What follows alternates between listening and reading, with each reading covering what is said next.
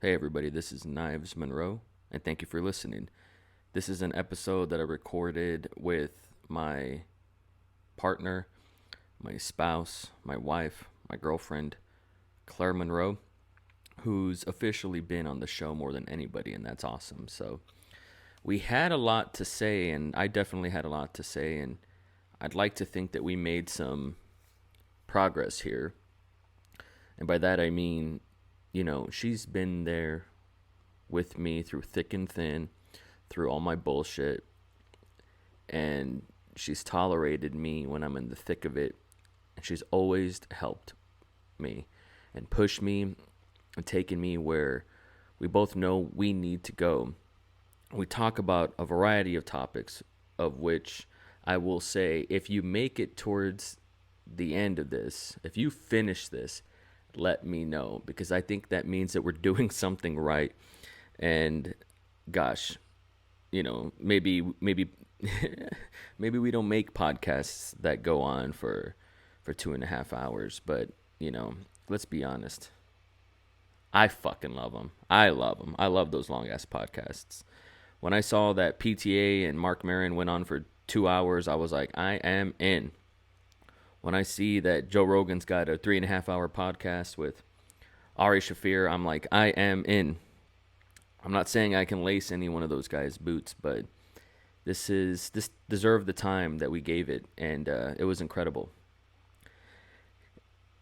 Claire is one of the few people where I can be truly exposed with, and the person that you're going to hear uh, is someone that I think you can tell is still transitioning and in some pain, but I think they're growth pains. And so, trigger warning to people who are on the fence, to people who are on the spectrum, people who are neurodiverse, people who are struggling with mental health issues. This is a trigger warning. This may not be a fun listen, but we also talk about some fun things. We talk about movies for a chunk of it. So this was a great one. I want to take this opportunity to say subscribe to this podcast if you haven't already on YouTube. We got a playlist. It's Knives Monroe on all the things, on Spotify, on Apple Podcasts. It's Knives Monroe versus the podcast. Give me a 5-star rating. I don't want anything else. I'm just kidding. But your thoughts are greatly appreciated. Leave me a comment. A one-word comment goes a long way for me. I just want to know that y'all are there. And I'm going all the fuck in on this podcast, on this show in 2020. I'm going all in. I have crazy, insane goals to do this daily, or at least Monday through Friday. And I cannot wait. I'm going to record an episode later today talking about the mission statement and the new structure of the show and what we're going to do. And I'm very much looking forward to it. I love you guys so much. Support the podcast, support the show. If you're interested on being on the podcast, DM me, tweet me, text me, email me, Knives Monroe on all the things. I love you guys so much. Thank you for listening, and enjoy the show. There's something that is going on with me where I don't know what it is, and I don't know when it happened. I don't know what's going on. Where I feel like shit all the time. I feel like shit all the time. And with enough caffeine in my system, I'm like, you're not a piece of shit. It's okay. With enough caffeine to be like, let's go for a walk. Like, I feel good about myself, and then somebody or something will say something, and then I'm like, you see, Knives, you are a piece of shit. You see, Knives, you are a bad dad, promise breaker, because you went out and you filmed something and you got out of the house for the first time in a month and a half. You piece of shit. On the day you're supposed to watch a movie with your family, you filth, you pig. Well, obviously, it's an internal thing.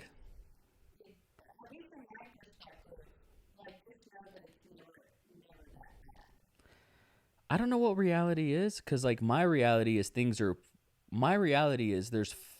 there's fires going on all around me.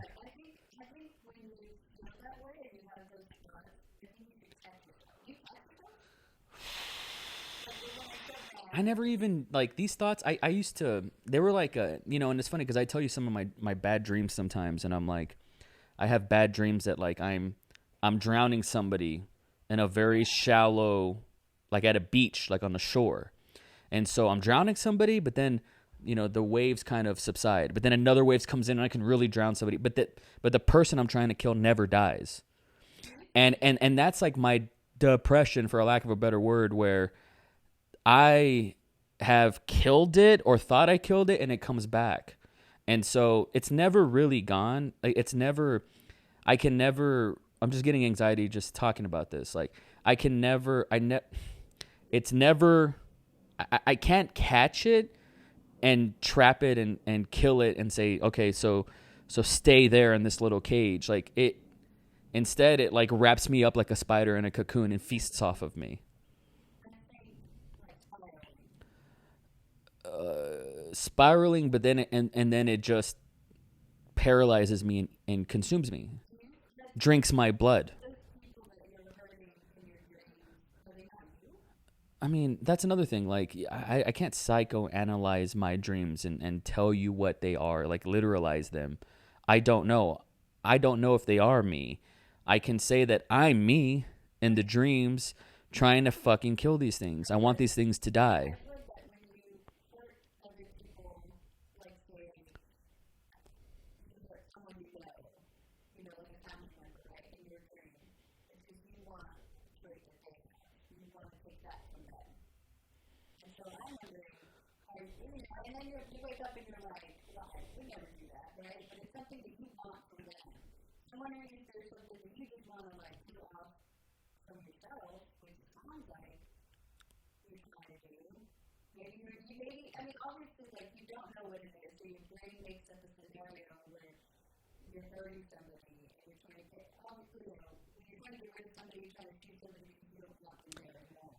It's hard to separate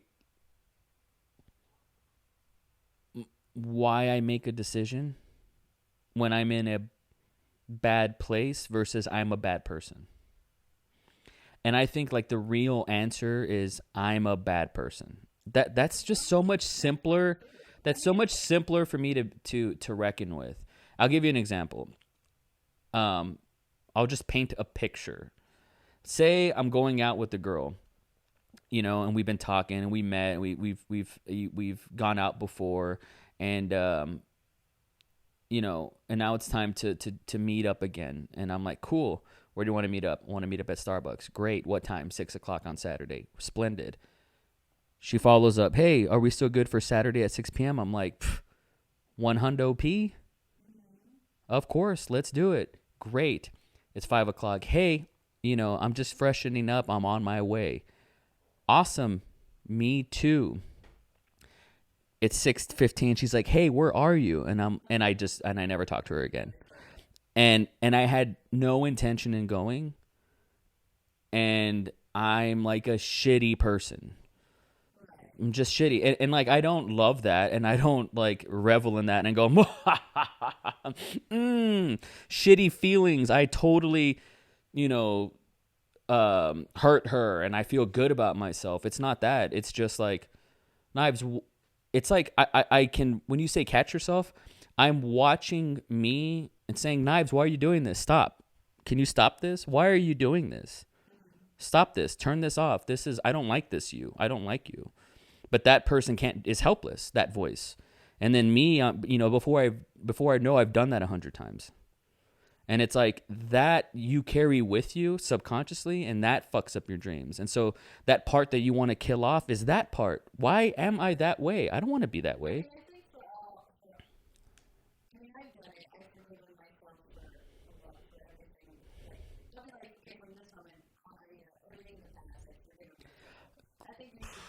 If I had to, if if I had that conversation once, I've had it 10,000 times. Sure. I mean, I've had those conversations since I was 10 years old. 10 years old. telling myself and God, like, I'm sorry, I don't want to do this. I don't want to be this way.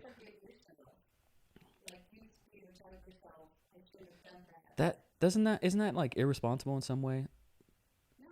That's like a Nazi being like, I forgive myself. Let myself off the hook. I don't deserve like to forgive myself.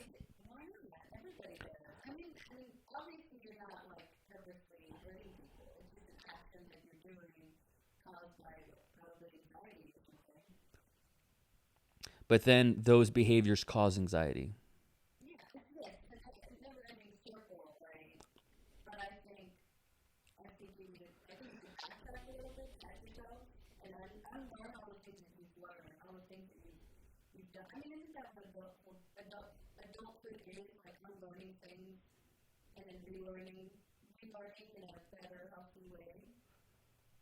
Yeah, I think so.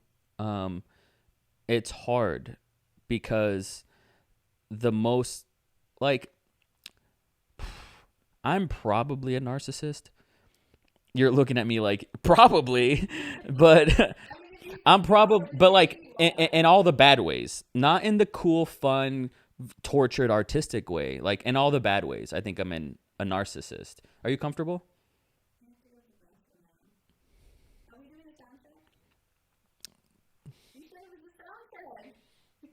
Go ahead and go to the bathroom. I'll just be here. I'm going to leave this in the video. No, do not. Everybody can stay with me here. No. What if I take forever? Everybody stay with me. Stop. Real quick, number 1 or number 2? Stop. I'm not. That's a number 2. Stop. All right, guys. So Claire needs to go to the bathroom, and I respect that. And we've all seen in podcasts where somebody takes a bathroom break. And I'm going to continue piloting this ship. And I doubt Claire's going to go back and she's going to listen to this. And for all the people that are out there in relationships, I know that if you're hearing this, like, Knives is insufferable. I know that you're hearing this and you're probably frustrated with just how tedious and neurotic Knives is and Knives can be. And I am. And it doesn't matter how self-aware you are about it. It doesn't matter if you know it to be true. And I think I'd argue it doesn't matter if you're working on it. I think all that really matters is how you behave in public and in private, but probably more specifically in private. If you behave like an asshole to yourself when no one's watching, I think you're an asshole. If you behave like an asshole when the world is watching, you're definitely an asshole, and you've proven it. It's credible at this point. And it's certainly not something I'm proud of, and it's something that I'm willing to change. And I love Claire for being somebody that can listen to me and hear me and let me unravel and let me just, just pull a thread and watch me all just unwind. I'm happy that I have a partner that I can do that with. I think it's important for people to have that, whether if it's your mother, your brother, your psychologist, your best friend, your counselor, your girlfriend, your boyfriend, your spouse, whoever. If it's your audience on the internet, if it's your next door neighbor, if it's the barista at the coffee shop, if you have a human being that you can say, help me, I'm here, I'm alive, I don't know what to do all the time, I don't have all the answers, I want to be better. If you have that human, consider yourself lucky. I have that human, thank God, and it's Claire. And if I didn't have that person, I would be in real trouble. I hope you're thinking parenthetically, like, wow, Knives is really good at buying time. How long can he keep this train of thought for? Can he maintain this stream of consciousness for a long enough time while Claire goes to the bathroom? Also, did he just put himself in a trap here where now he caused awareness on it? He was doing fine. He had me there for a second, and now he's causing me to actually pay attention to that.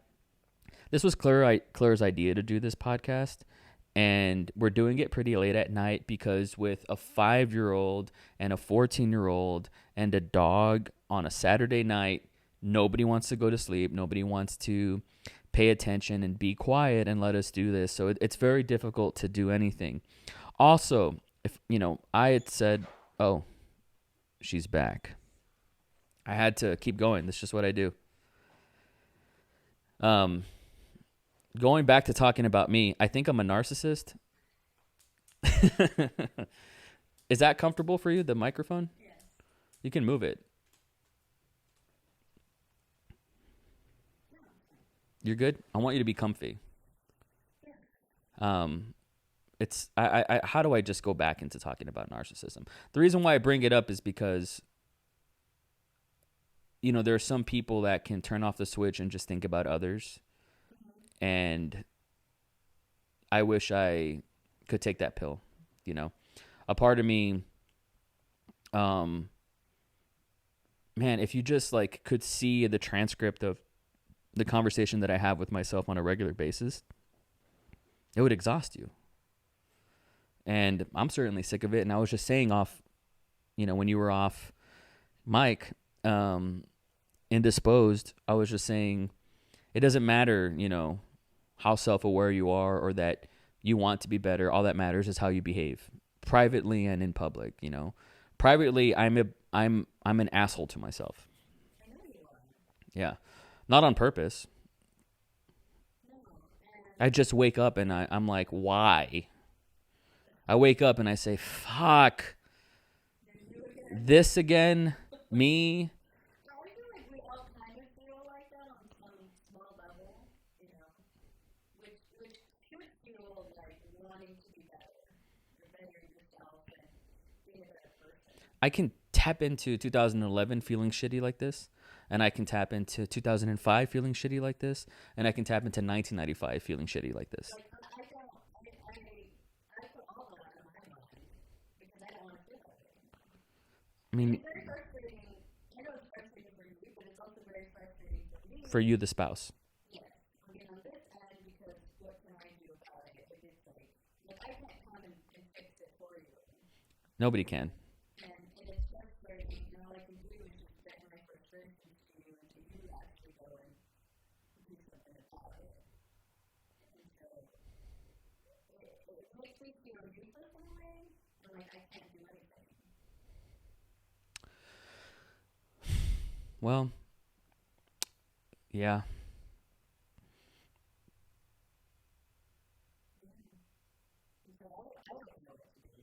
I mean, you're not supposed to be my savior and help me and fix me, and nobody can do that. What's strange is I so used to be. I so used to want to be better.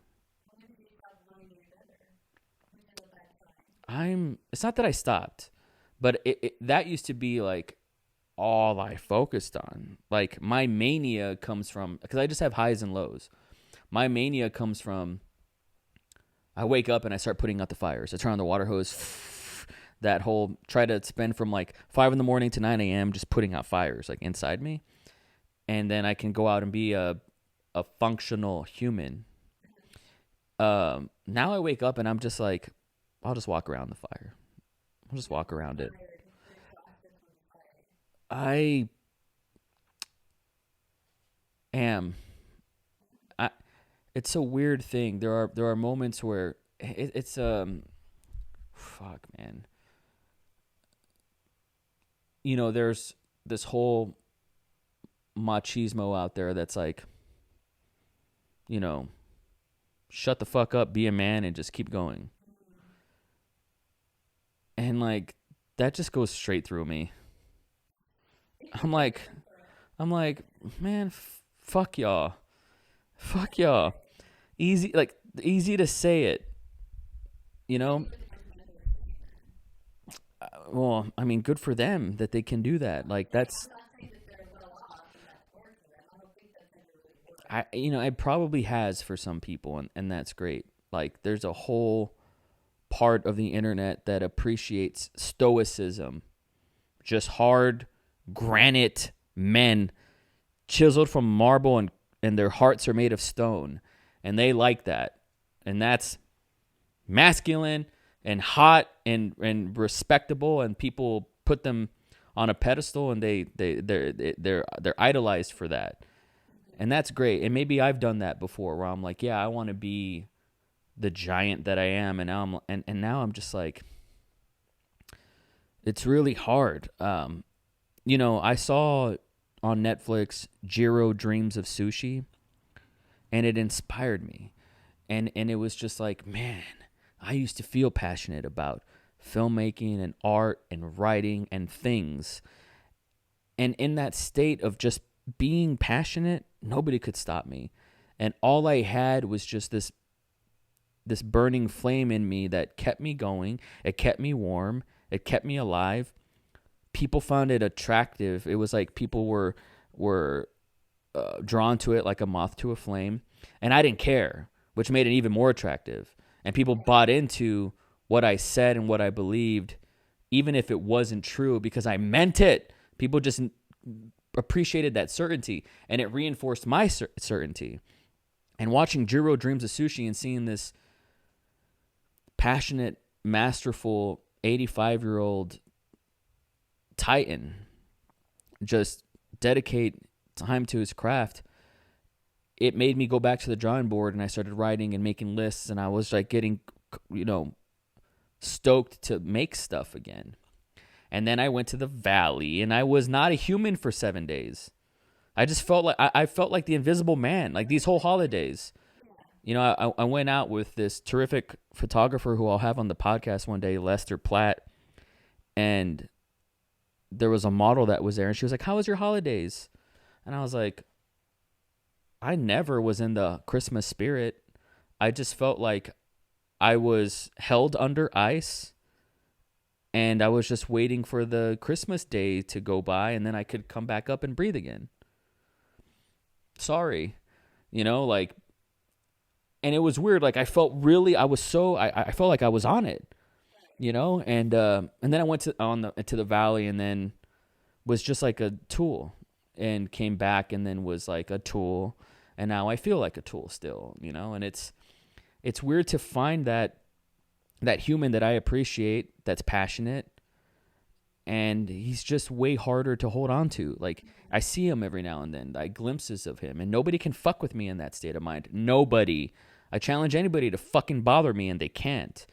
And I felt it just, the Thursday before Christmas, and then I fucking lost it. And it never used to be so fragile. It never used to be so, it never used to, that was never a possibility. And I don't know why it is. I don't know.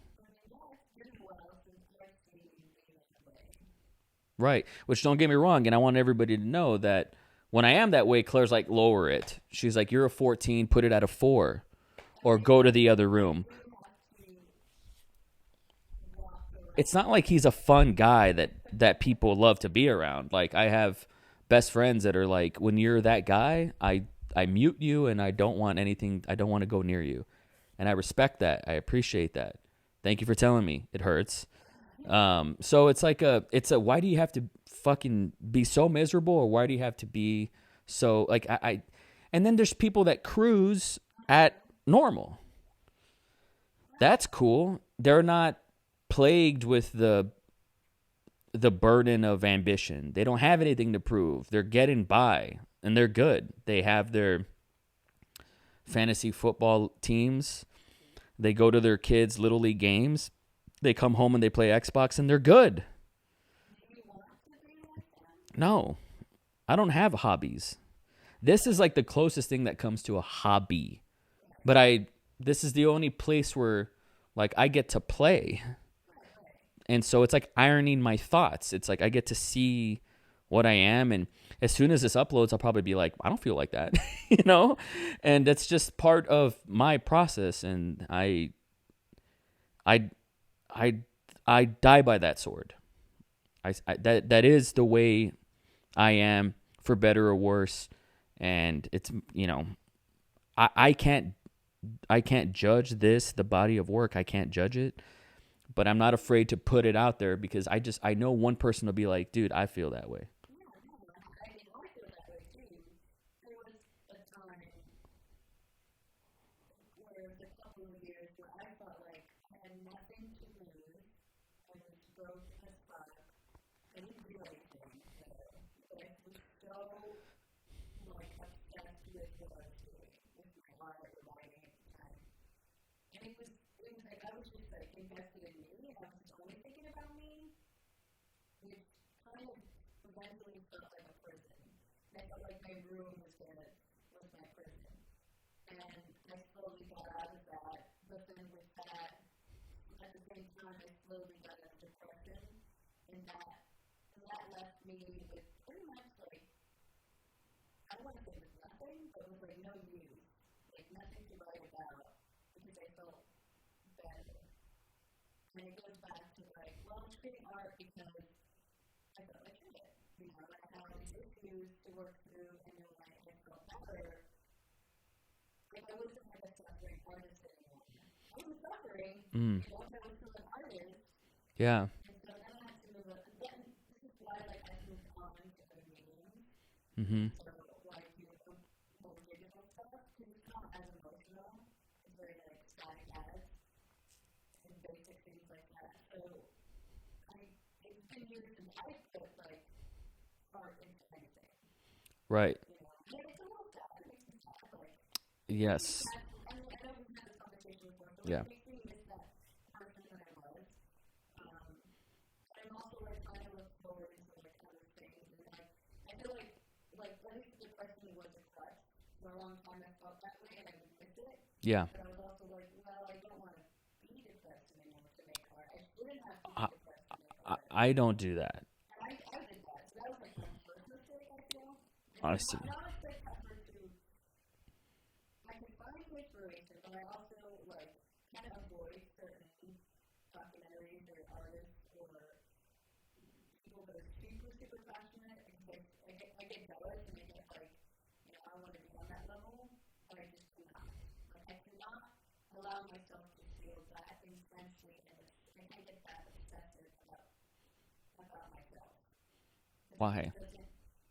It doesn't lead in the right direction. It doesn't make me feel good. There are different sorts of mindsets, like uniforms, that you can adapt to that put you in a certain mode to be creative. One is, like you said, and how you use depression as a crutch, and, you know, it fuels really melancholic art and romantic art and painful art and all that. I've never utilized my sadness. It's a creativity drain. Like, it bleeds my creativity dry. I'm paralyzed. So I can't do that. But then there's also modes, like you said, that are on the complete other side of the extreme, which is, oh, I'm so pumped up and blah, blah, go, go, go, go, go. And I've been there, and I've totally reveled in that pocket, but it's not sustainable. You can't casually be completely maniacal and still a fun person to be around, and still, because also, like, I don't know what's going on because, like, and then there's a medium, right, which are people that look at it like working out, and they're very kind of they don't have feelings about, they don't look at creating as a emotional thing, they just do it. And, well, I put 500 words out on Medium, or I made 3 podcasts, or I took these photos and here they are. And those people, I envy the people in the Medium the most, because I'm like, I can be so passionate about something, and you can, like, loosen that right there. There you go. Yeah. And then push it in this way. Push the thick rod in, pick it up, you know what I mean? Oh, Lord. Like that, but push it in a little bit more, because you want the weight to be in the butt. Yeah, that's good. I'm still figuring out this new setup, everybody, so leave me alone. The people that are in the medium that can kind of go through it like athletes, and they just wake up and they have the discipline, and they have a good structure. I feel like that's the pocket to win. and that's sustainable. And I think that's like a prevention from burnout. And I appreciate that the people that are, and here's the thing, they're not creative in the romantic sense, right? You find these people, and they're usually the ones that are like, yeah, I went to Harvard Business Law, and then someone was like, why don't you give stand-up comedy a shot? And I did it, and now here I am, right? Or, I originally went to college for math, but then someone said, can you take my pictures for my wedding? And then I did it before I knew it. I'm a millionaire taking wedding photos. And it's like the people that kind of fall into it are the ones that are more normal and treat everything just like watering your plants. And that, I'm envious of that. Like, I guess because I never became a functioning member of society first. I never, ever.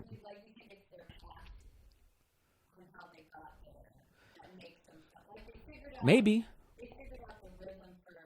They figured out how to be a normal human first. And then they gave art a shot, and then they got good at it. I'm not going to say that you were like a broken person, but here I was, a completely broken person that found something that healed him and then did it and was like, okay. Like, I could never say, like, I'm the shit. I'm great at what I do. I don't feel that ego about it. Narcissism notwithstanding, like, I don't feel that way. But it doesn't stop me from making stuff. People confuse that optically from an objective standpoint as confidence. I've always looked at it as ignorance. I've always looked at it like, well, I don't know any better or any other way. When I see normal humans that got their Dodge truck and they're just normal denim wearing normal people, often Canadians, I found, that fell into a creative medium, they're just so well put together. Like, and I'm like, how do you get to do that and have art? I don't know. And nobody taught me this. I didn't hang out with the wrong crowd. Like, this, unfortunately, is me, but there's all this other creative people that happen to be that way too. And I don't want to be resentful about other people's success or people that have made it or have done it in a way that is fashionable or cool, or they've done it in a way where they're not hurting themselves. I'm not I want to fetishize my sadness person. I don't. Like, I wish I don't know. Like, I wish I felt good first, and then I believe, like, maybe good art would come out of that. I happen to believe it could.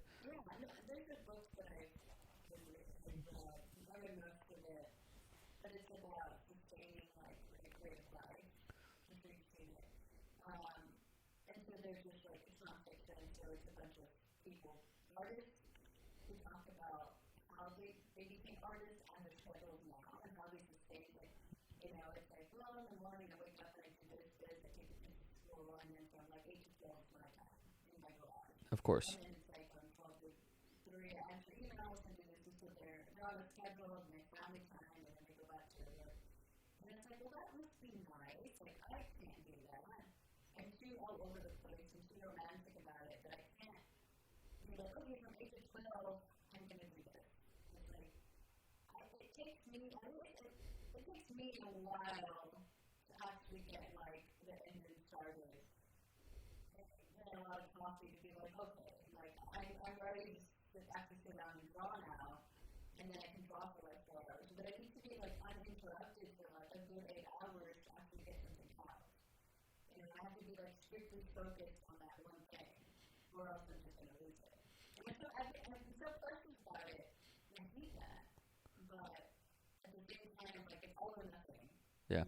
On that note, when you were coming back from your sabbatical, number 2, right? When you came back from pooping, taking a shit, which, I mean, it's, everybody does it. Britney Spears does it. I had to tell myself that in 7th grade. I was like, Britney Spears has to take a shit. She has to. She has to. That's what I do for feminism.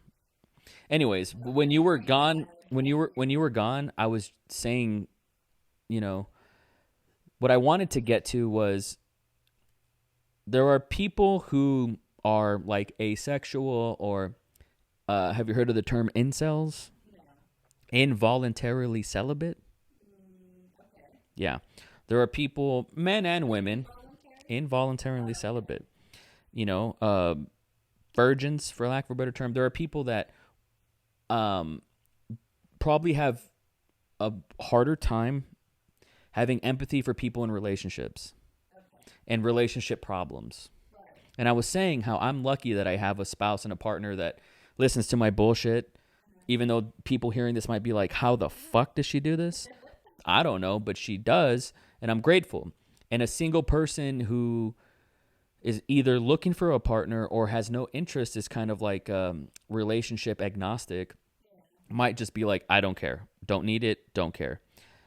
I respect that. What I was going to get to before you came in was, and then there's a whole group of people who have no empathy for parents because they don't have parents. I mean, they don't have kids. They do not have kids, and they don't have empathy for parents. And so being a creative person that's also a parent is a whole other difficulty. We're playing the game at the hardest difficulty. And there are motherfuckers that are playing this on easy with no kids that have the audacity to bitch about a lack of time or resources. Because what you're saying about, I need to have this 5-hour allotted time that could be from 12 to 5 or 5 to 2 a.m. or midnight to 5 a.m. But I don't have that time because I'm an adult, and I'm also a provider, and I have kids, and you know, I don't want to scare them or whatever. And that's a very difficult thing for people who don't have kids. They don't even know. And they should be alarmed. And if you don't want to have kids, that's cool. Totally cool. And I just had Fiona on the podcast, so I love it. I love being a dad. It's the best job. No smoke. It's the best job. But it's hard to fill my own cup as well as a creative person.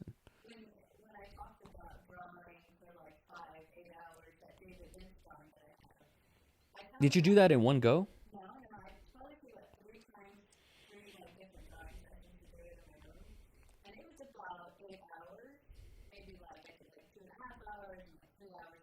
Hmm. But during that time, Aiden would go with his dad on the weekend. So I had a whole weekend to myself. Just fuck around and any like responsibility. During that time when he's with his. Yeah, during that weekend, that Saturday and Sunday. So I would just stay up from like, I don't know, start putting on music and getting in the mood at 5, and then I would start drawing after that until the middle of the night. And so that's why I was able to do that. Yeah. Normally, some parents do stuff with their children. Can I ask you a question? Because you're on a podcast. Could you do that now? Would that be preferable now? Could you be a week on parent, single parent, and a week off parent, single parent? Or, and I don't want to make up your mind because this is an interesting question, or are you the type of person that likes sharing a bed, that likes living with another human, that likes to share their responsibility with their kids? Do you like the married life? Or do you like or which one's better? Like the married life with I wake up with this guy. He's on my couch, watching BoJack all day. We go to the gym together. Or are you like, yeah, you take these fucking guys for a week. I'll do me. Are you just saying that?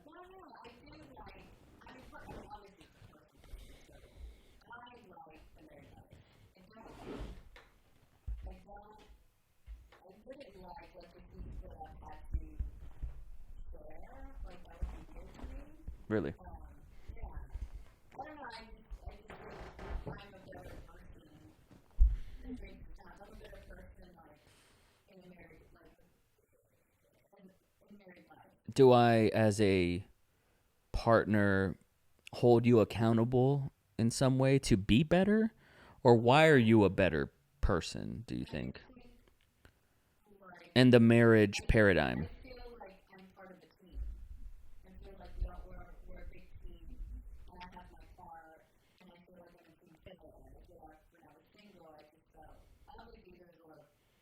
pressure and it felt like burden, like those sort of burdens on me that I couldn't like hand off to somebody else. Like, for example.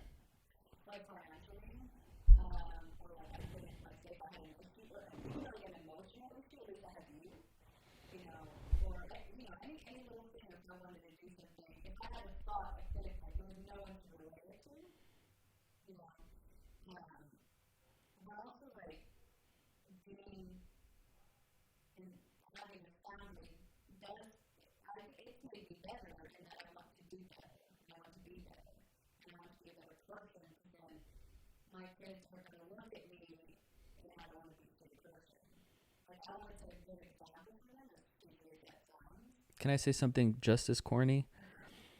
I like the idea of being the type of man who wakes up and goes for a 7-mile run and comes back home and makes the family breakfast and takes the kids to school and kisses his spouse goodbye and then works diligently, studiously for 8 to 10 hours, greets the family when they come home, plays with the dog, all that stuff.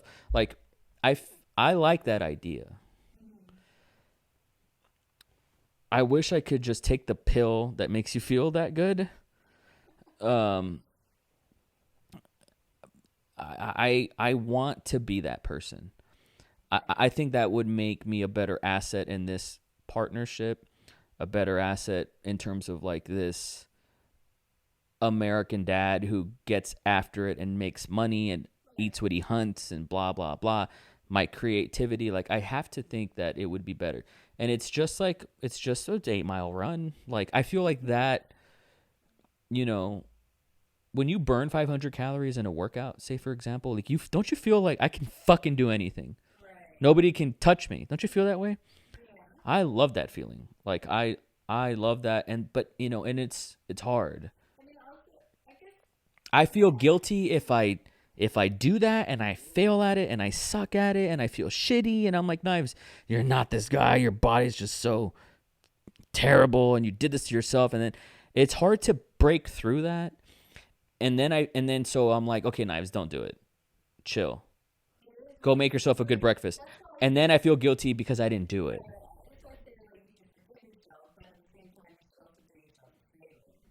Yeah. Like, I have to forgive myself, I have to kind of see myself as two people. Like, that person that I need to stop being the person that I want to be. Like, I have to just, divide myself into two to help myself. Because I cannot just do it. Is that weird? It's not a weird thing. No, I think it's a very practical, therapeutic, helpful. As if you're looking in the mirror type of thing, not looking in the mirror. I have to see myself. I have to step back and see myself and be like. Not to sound. The turning point for me is, I don't know where I heard it, but someone had said, "Would you date me?" And I asked myself that question, and my answer was no. Was this a Sex and the City thing? Sounds like it could have been. I don't know, maybe. I don't think so. But it was like, kind of like, would you date you? And I had to ask myself. Whoa. And I was like, no. And I was like, I don't like that. I was like, I don't like that I would date me. And I was like, and I was honest. You don't like that you would not date you? And I looked at the time, I was like, I wouldn't date me. And I was like, well, I need to be the person I would date.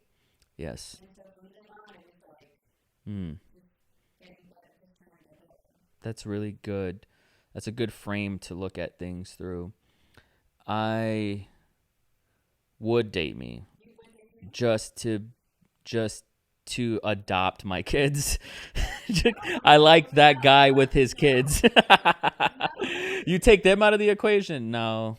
I don't think I would. It's just so much work. That's a lot of work. I know. I know.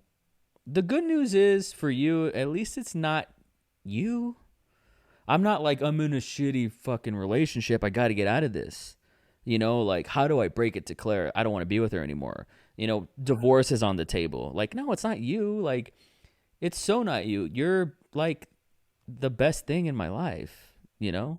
Seriously, like I love you, you're my best friend. I can talk to you about anything. It's rare that we have the time to super get into it like this right now, which is why I'm being very frank with you, which I don't think is new. I was telling Aiden, we saw a PT Cruiser, and he was like, look, it looks like our old PT Cruiser. And I got so nostalgic, and I was like, man, I'd give anything for that PT Cruiser. He's like, why? Didn't it like die? And I was like, no, it never died. And I was like, dude, the first time I hung out with your mom, it was her 10-year high school anniversary. And she was, yeah, I said that too. And I said, I mean, reunion. And she was supposed to go, and Pete came and was like, let's go. And you're like, nah, I'm going to talk to this guy. And we just talked for like, what, 5 hours in that PT Cruiser? Yeah. But we had a lot of long conversations in that PT Cruiser. And so that's important. And I love you. Like, you're one of the few people that some days I like the me that I see through you.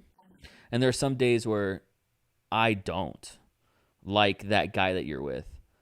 And I'm like, ew, like he needs to be better.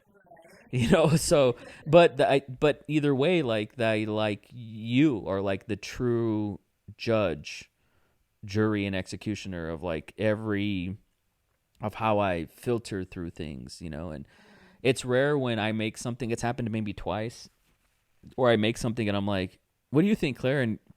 And you like it, but when you do, I know it's good.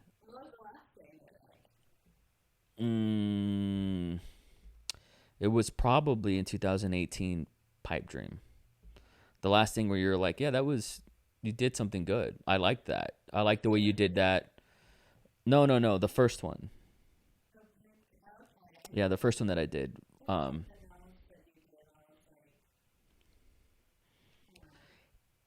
I will probably always, and any artist that says they don't have this, I think you're a liar. I have like a very big, when Fiona shows me something, a painting or something that she made, I'm never like, this, unicorns again? You call this a triangle? This has 4 sides, Fiona. What the fuck is this? Go back, do another one. I could never do that. Every time she shows me something, and she presents us with 5 pieces of art a day, I'm just like, oh my, like I fucking fall back, and I'm like, I oversell it. And anytime I make something, a part of me is like, please like me. Tell me I'm good. Tell me I'm good. How could it not be? And when I show somebody something, I'm like, can you give me a hug and say you're proud of me? There's like a big neediness there. That has to be a driving factor for actors, musicians, stand-up comedians. Filmmakers are not, excluded from that.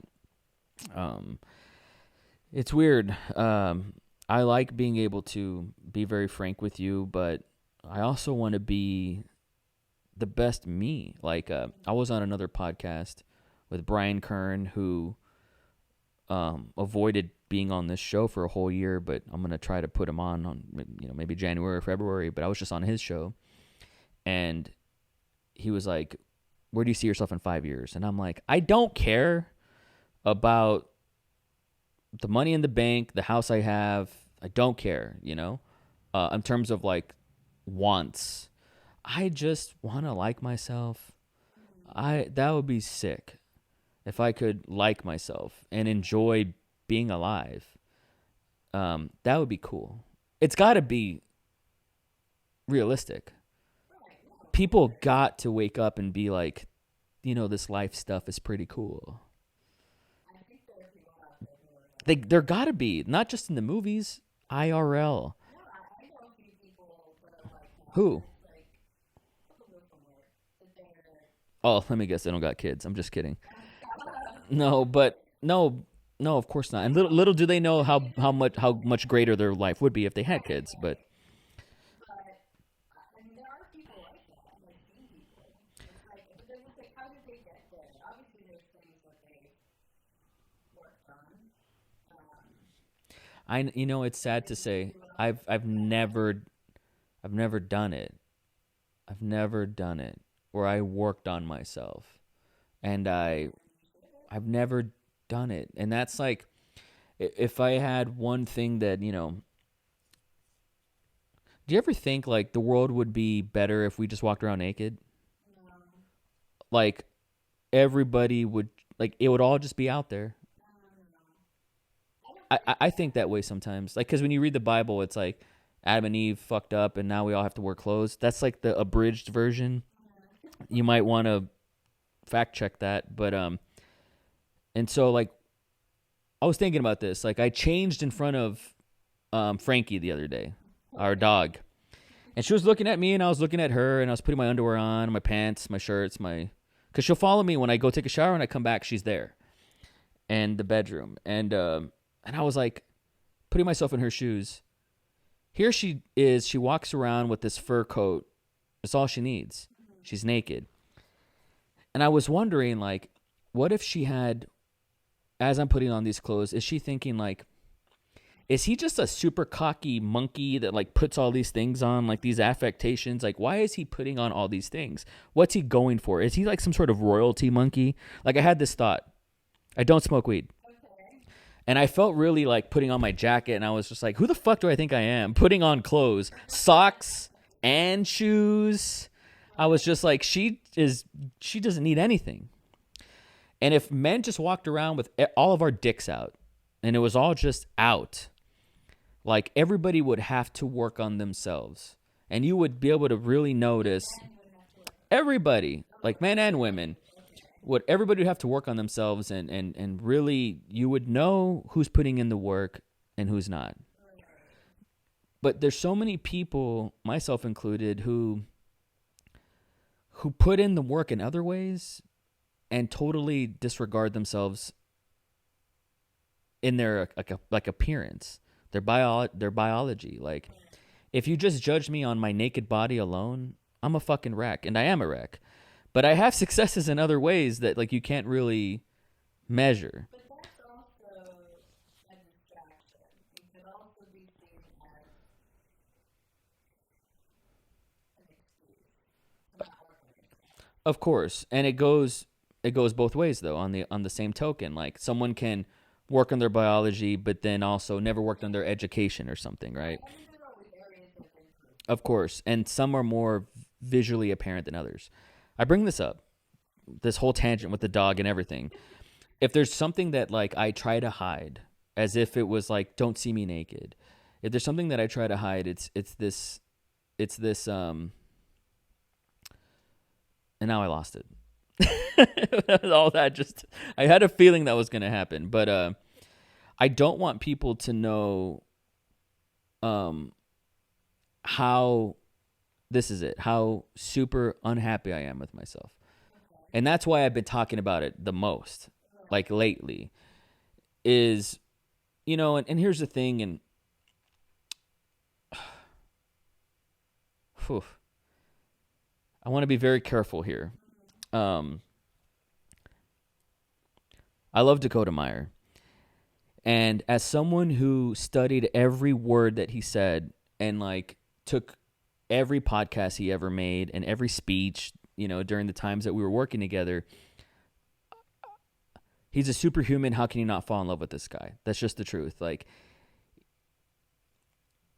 he could kick your ass, but he also,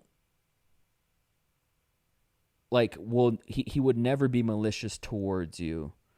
He doesn't have it in him to be a bad, evil person. He could fucking whoop your ass, right? But he uses his superpowers for good. Like, and I've seen it. And there's people that watch, like, Teen Mom or Instagram and think that they got an idea of him. You don't. Like, as a guy who has been there, I love this guy. But I will say that working with this guy, he was very vulnerable about PTSD, very vulnerable about anxieties, and, gosh, like I was with him when, I mean, he's tried everything to help his PTSD. And I was thinking about this on my drive today. I was like, he doesn't have melancholy. He's not like sad. It was rainy today and it was scattered showers. And I was thinking melancholy and sadness, which I have often, is like scattered showers. It's inconvenient. You need an umbrella to go out. PTSD from war is like earthquake, tsunami, wildfire level natural disaster. You wouldn't say that scattered showers is a natural disaster. That's melancholy. You shouldn't compare suffering. I'm just saying scattered showers. I was like, that's me.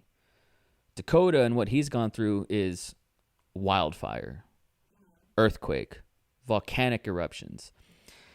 And during the time when I was working with him, like anytime I felt sad, I was like, you don't get to feel sad.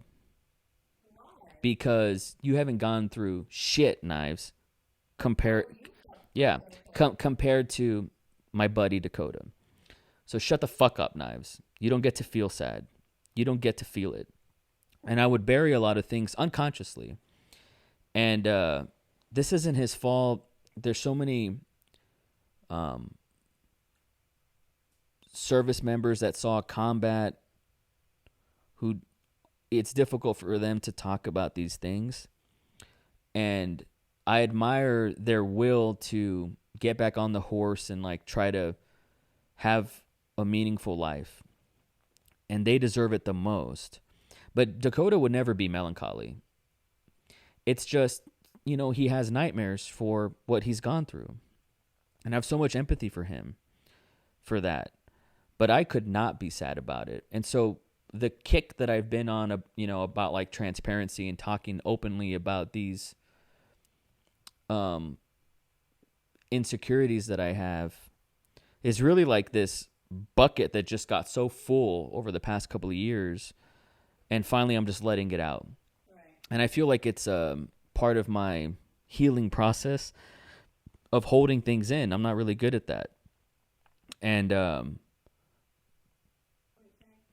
you need to go to the bathroom. Sorry. Also, it's a little bit uncomfortable this way. Oh, cool. Sorry. It's not. It's just. I'm learning that as you're sitting there. Knives, either you upload this whole thing or you edit the fuck out of it. Pick one. I guess I'll just finish that bit. How long have we been going here? Oh, cool.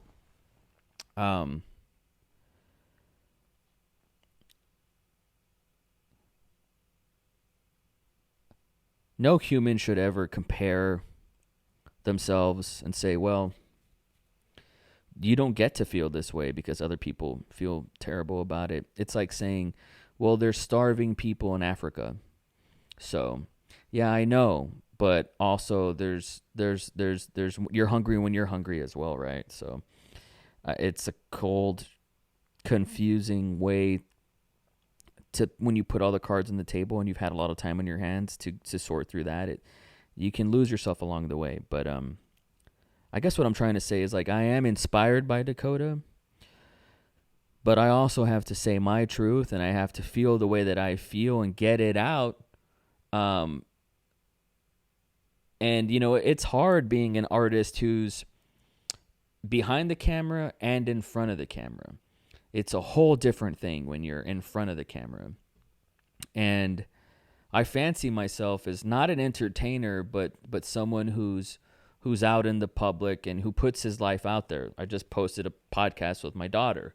You know, I wouldn't even post her pictures on social media for a while because I didn't want people, I wanted to protect my privacy, and I did. And so I've done both things, and I wouldn't call myself a public figure by any means, but I am exposed on social media and on YouTube.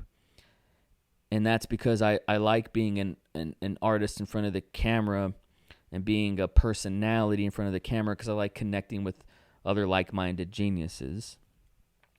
And part of my process right now is like coming out of this cocoon and hopefully emerging as a beautiful butterfly. And right now I'm in the cocoon and I'm purging all these negative voices. Like people don't even want to say that, people don't even want to own their negativity and their self-negativity and say, I hate feeling this way. I hate myself right now.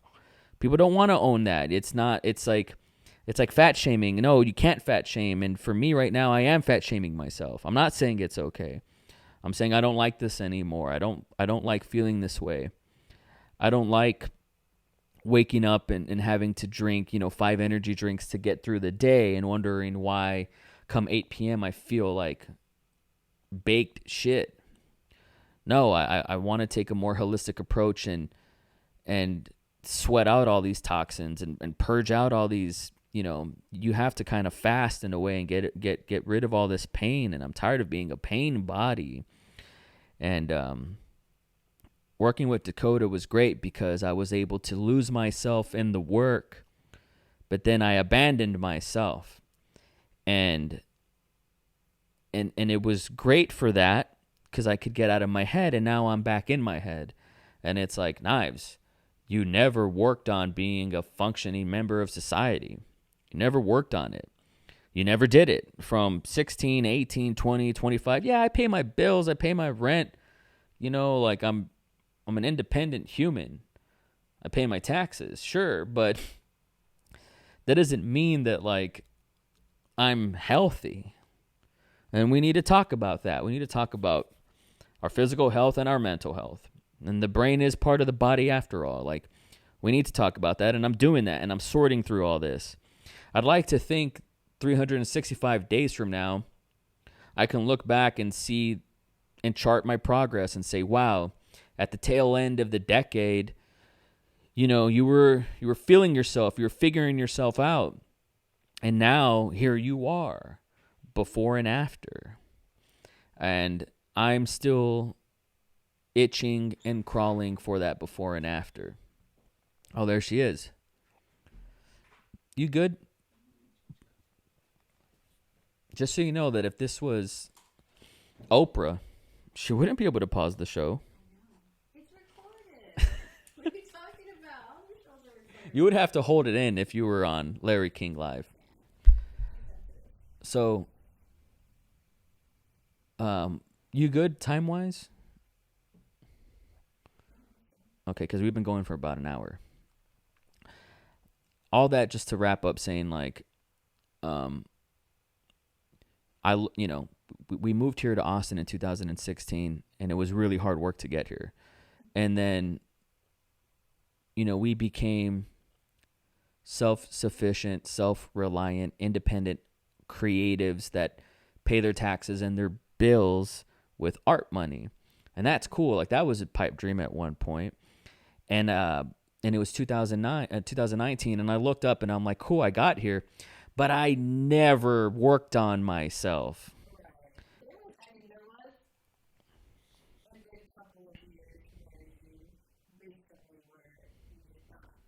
What?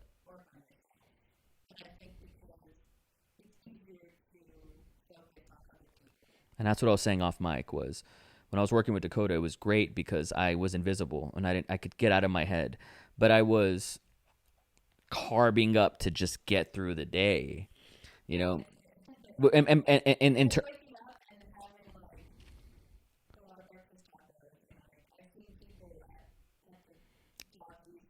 yeah, and they're trying to get through.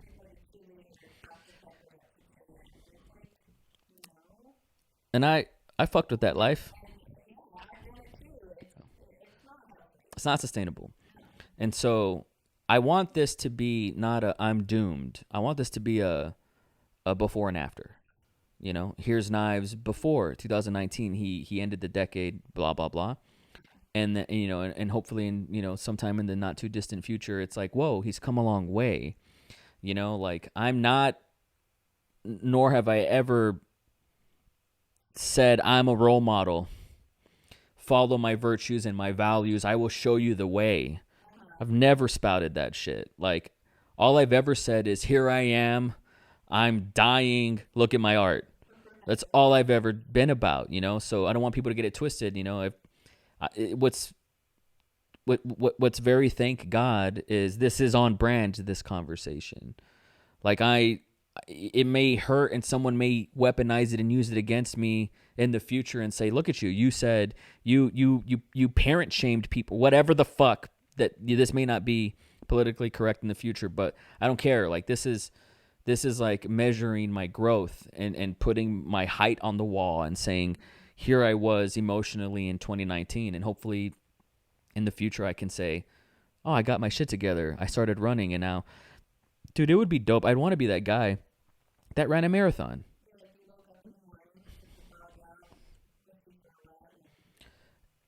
I would very much like that. And there's people that are hearing this that are like, well, then do it, fatso. Thanks. No shit. Obviously, I'm working on it, man. Like, I'm working on it. This is a work in progress. You really wanted to do this podcast. Do you regret it? It probably didn't go the way you thought.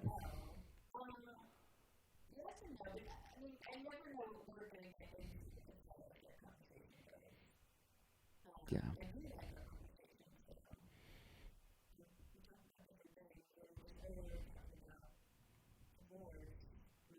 Right. You didn't like A Marriage Story as much as I did. But I felt like you went into it. You went into it with expectations. Yeah. Well, the climax of the movie was ruined for you.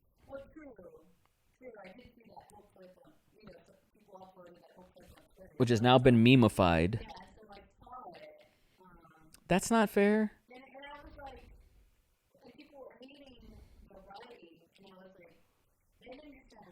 Noah Baumbach, Mock My Words, is going to be nominated for an Academy Award for Best Original Screenplay for that.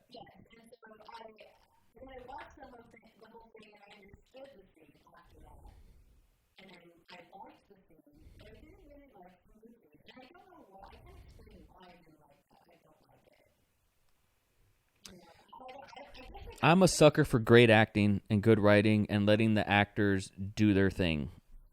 I'm a sucker for that.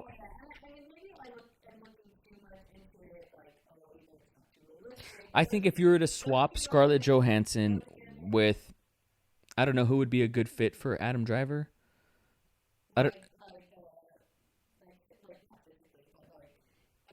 No, I mean like in a marriage that you believe in or something, because you.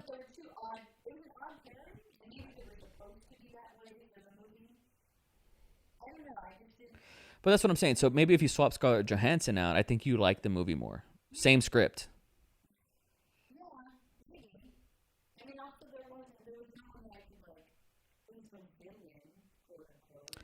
I mean, come on. You don't need a villain. The movie, it's weird. Like, expectations are really everything. Like, Dave was with us for Christmas, and I was like, how was Uncut Gems? And he's like, everybody said it was going to be like an anxiety attack every minute. And he's like, I expected it to be crazier, and it wasn't. And I was like, so your expectations ruined the movie is what I heard. And then we brought up another movie, and he was like, yeah, I thought it was going to be like this, but it was really more like that. And it was like, don't go into things with expectations then. Like, don't read all the blogs, hear all the podcasts, read all the reviews before you go into something. Just go into it. Separation. We just watched The Separation. And I didn't know it was going to be about that. Like, I didn't know anything other than an Iranian filmmaker made it. I knew it was going to have subtitles, right? But that's all I knew. It was a foreign film. I didn't know it was going to be what it was about. And so as it was what it was about, I'm really good at just like I'm just vibing with the thing. I don't want it to be what I want it to be. And I'll give you another example. I remember we went on a date a couple years ago to watch Personal Shopper, and that was not what you expected. But it ruined the entire film watching experience for you. You thought it was going to be like a rom-com.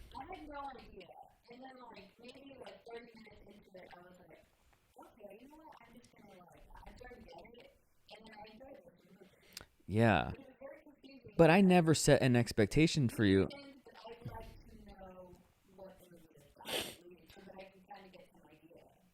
You know, No idea. I kind of feel like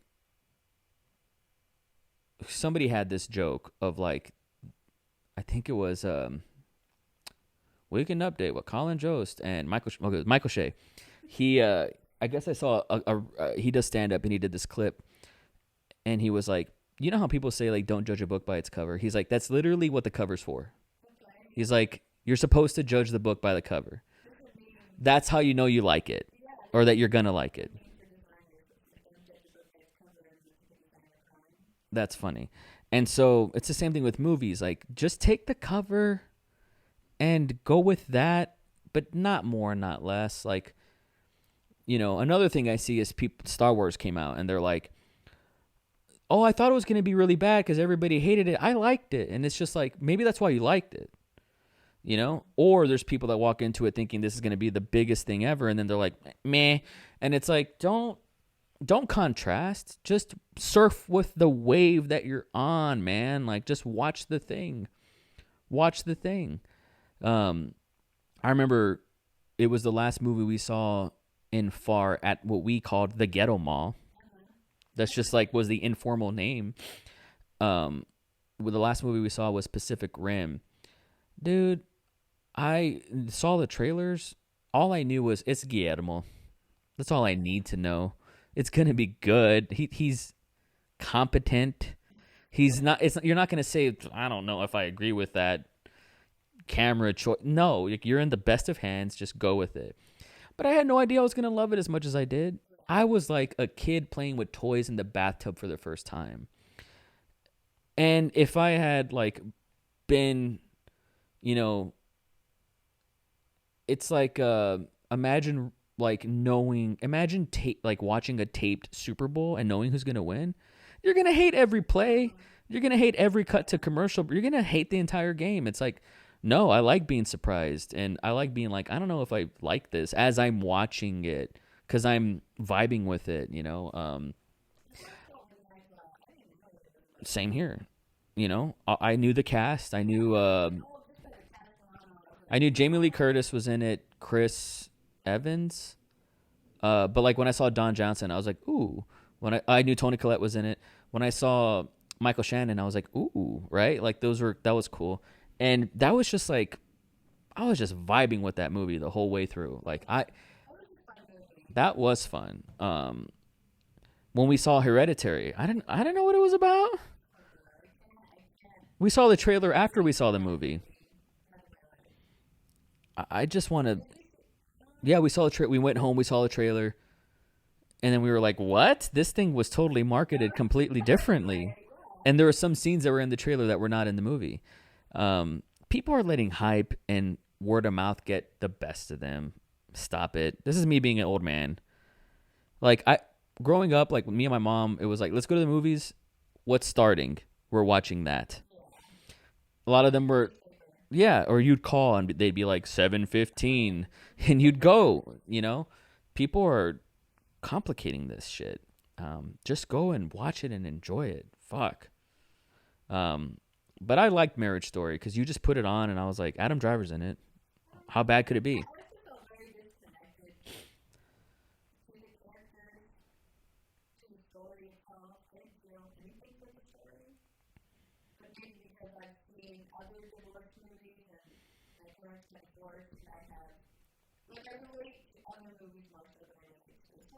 Mm.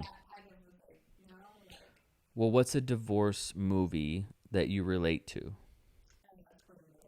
Ooh, I got one. Blue Valentine. I mean, no, not from my parents, but like that's a painful breakup, divorce movie. That's an all-timer right there. You almost can't even enjoy how nice their relationship was in the beginning because they show both things at the same time. They're contrasting like the end of the relationship with the beginning when you're watching it, the structure, and that's a great one. Oh, that's a great breakup movie. Eternal Sunshine, I love. I know you don't like it. That's a great breakup movie. Not a divorce movie, but it's a great breakup movie. What's another one?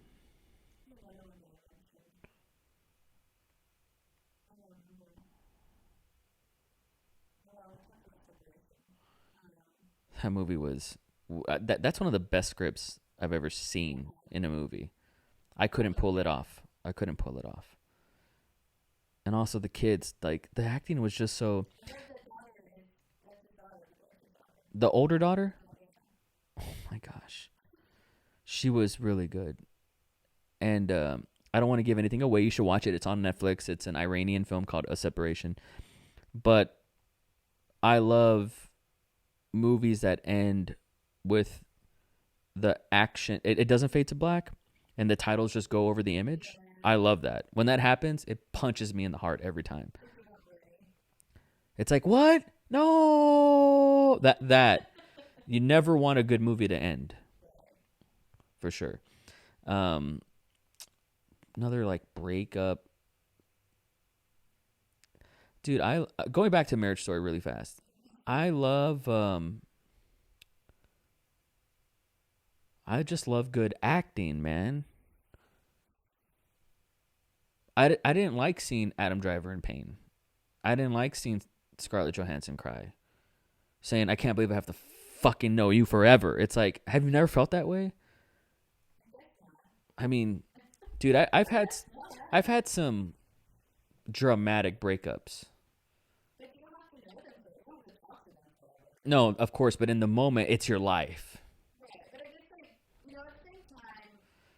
Haven't you ever like took the argument to its zenith and say things that you regret and you're like, I can't take that back? I don't like using this word often, but it's ugly. And those actors went there. That's fun to watch, and it pulls at my strings. It hurts. It's effective. Also, let me ask you as a woman, why is Adam Driver hot? He is hot. I don't want to put words in your mouth, but why is he hot? He's not your average movie star. He has an unorthodox, almost like asymmetrical look.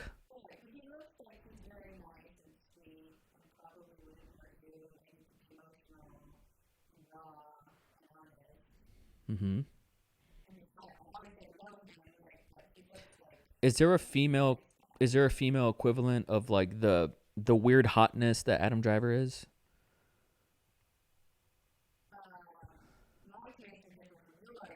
Of women? What's my taste of women? Phoebe Cates, Drop Dead Fred. Poof.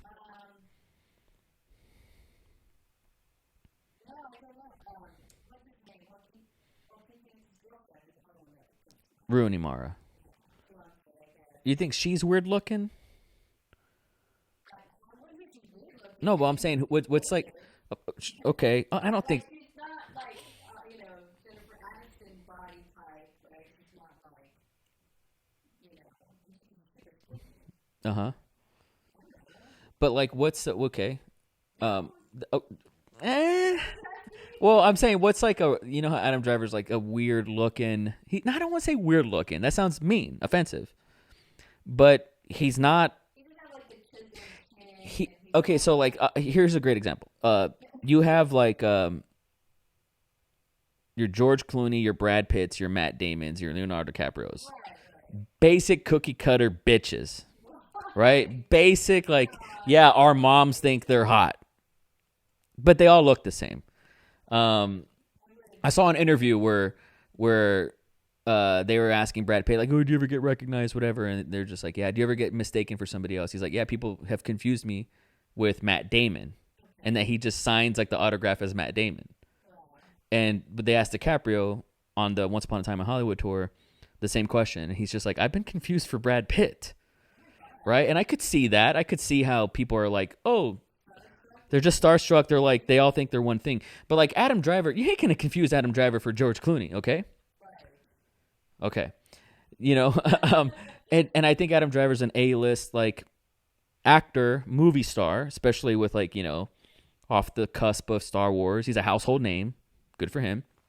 He was an indie darling when he got signed for that movie. Now he's a household name. That's dope. He's hot. But he's hot in a different way than, say, Jason Momoa. Okay. Stay with me here. Is there a female equivalent that's like hot, but not hot in the whatever cookie cutter Margot Robbie hot? Typical Barbie shit, right? Who? You think Rooney Mara? She's not cookie cutter. Okay. I guess that's your answer.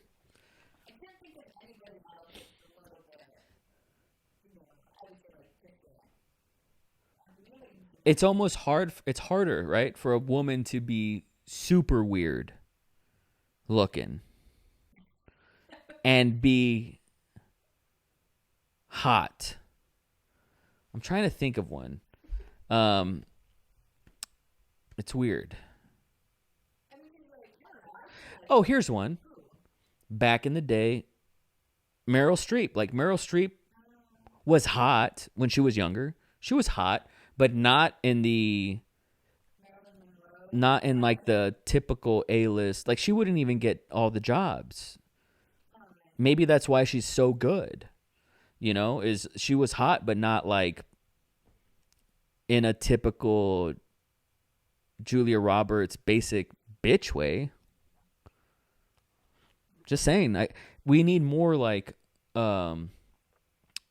interesting faces. Don't you think? Like, just a diversity in faces is all. Nah, I don't know if we have. What do you want to talk about? Mental health or this? I'm just kidding. Yeah, and also, like, you were telling me as we were watching Marriage Story, like, I'm so invested in this movie, and you're like, Scarlett Johansson's hair, I just can't. And I'm like, Claire, just go with it. They had to nerf her hotness. They had to, like, put these things on her to be like, she's a regular person.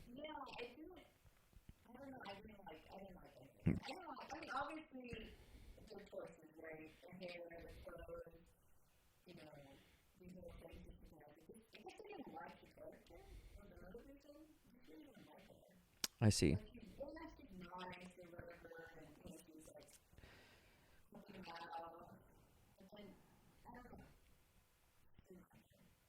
You had to like her. You had to root for one of them, apparently. Hmm.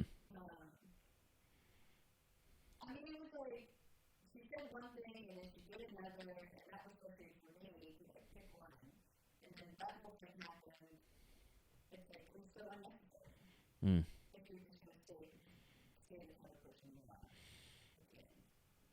Yeah, at the end it was like all that for nothing.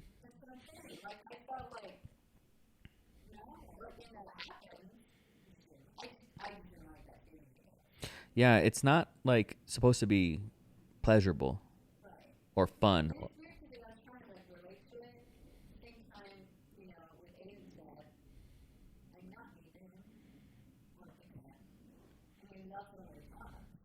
Right.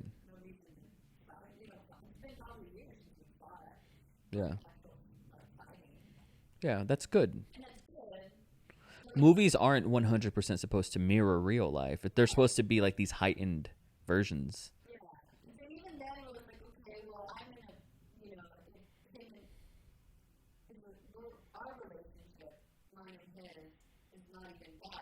It's I know what this is. I know what this is. This is like how I feel about Aaron Sorkin movies.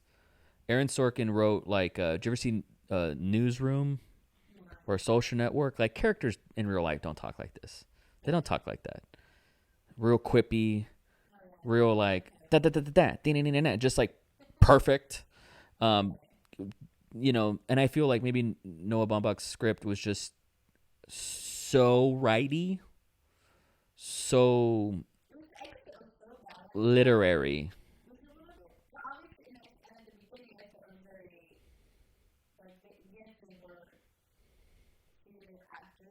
Yeah. Sure. Mm-hmm.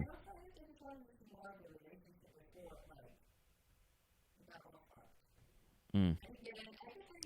It was a good opener with like how they wrote each other that letter and stuff. And you're seeing the montage of this is why I love her. This is why I love him. He makes really good omelets or whatever the bullshit is, you know, like I thought that was a good introduction to why they were married to begin with. And then you get to watch the pain. But now that you're mentioning that, it's like I have to trust what they're saying, and I can't. As like a viewer, it's like, do I really want to trust?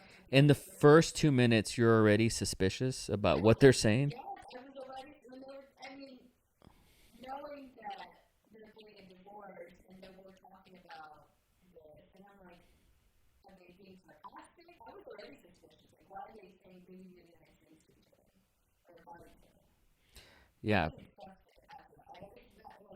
At the end, I don't want to give it away, but at the end of the movie, Adam Driver reads a letter that his kid found. That's such good acting. And that's like that beat that they get to that really ties the whole story together as a story, as a circle. To me, is like, yeah, that's beautiful. It's beautiful. It's good acting. It hurt.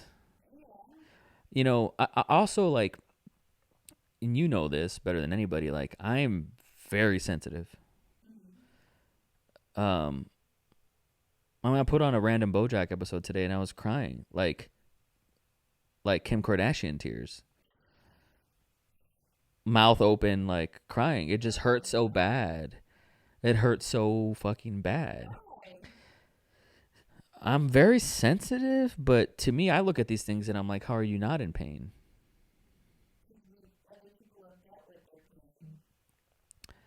I don't think you deal with something and then you're numb to it, or it doesn't evoke an emotional response.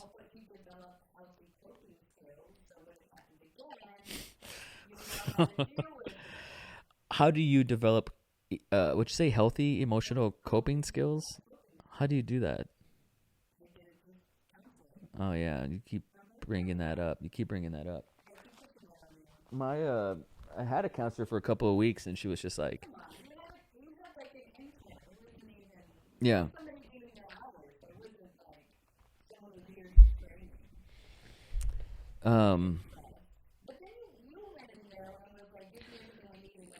Yeah, I was like, just give me the cheat sheet. And she gave it to me and I was like, oh, okay, cool. I'll work on this. And I came back and I was like, I feel better now. And she was like, and now I look back and I'm like, she was right.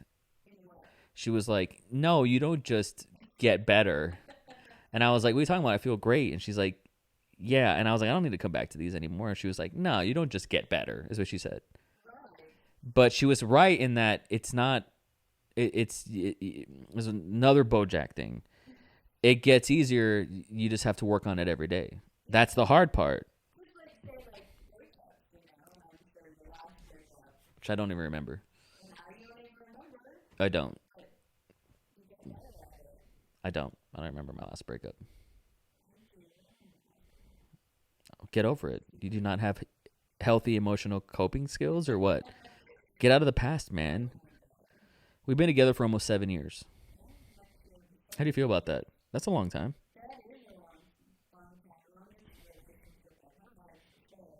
Top that. Oh yeah, by like double.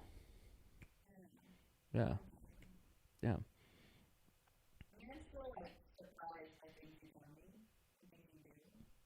Dumb shit?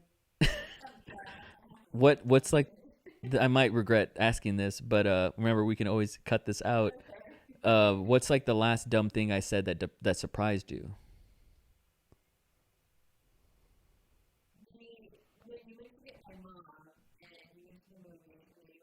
Yeah.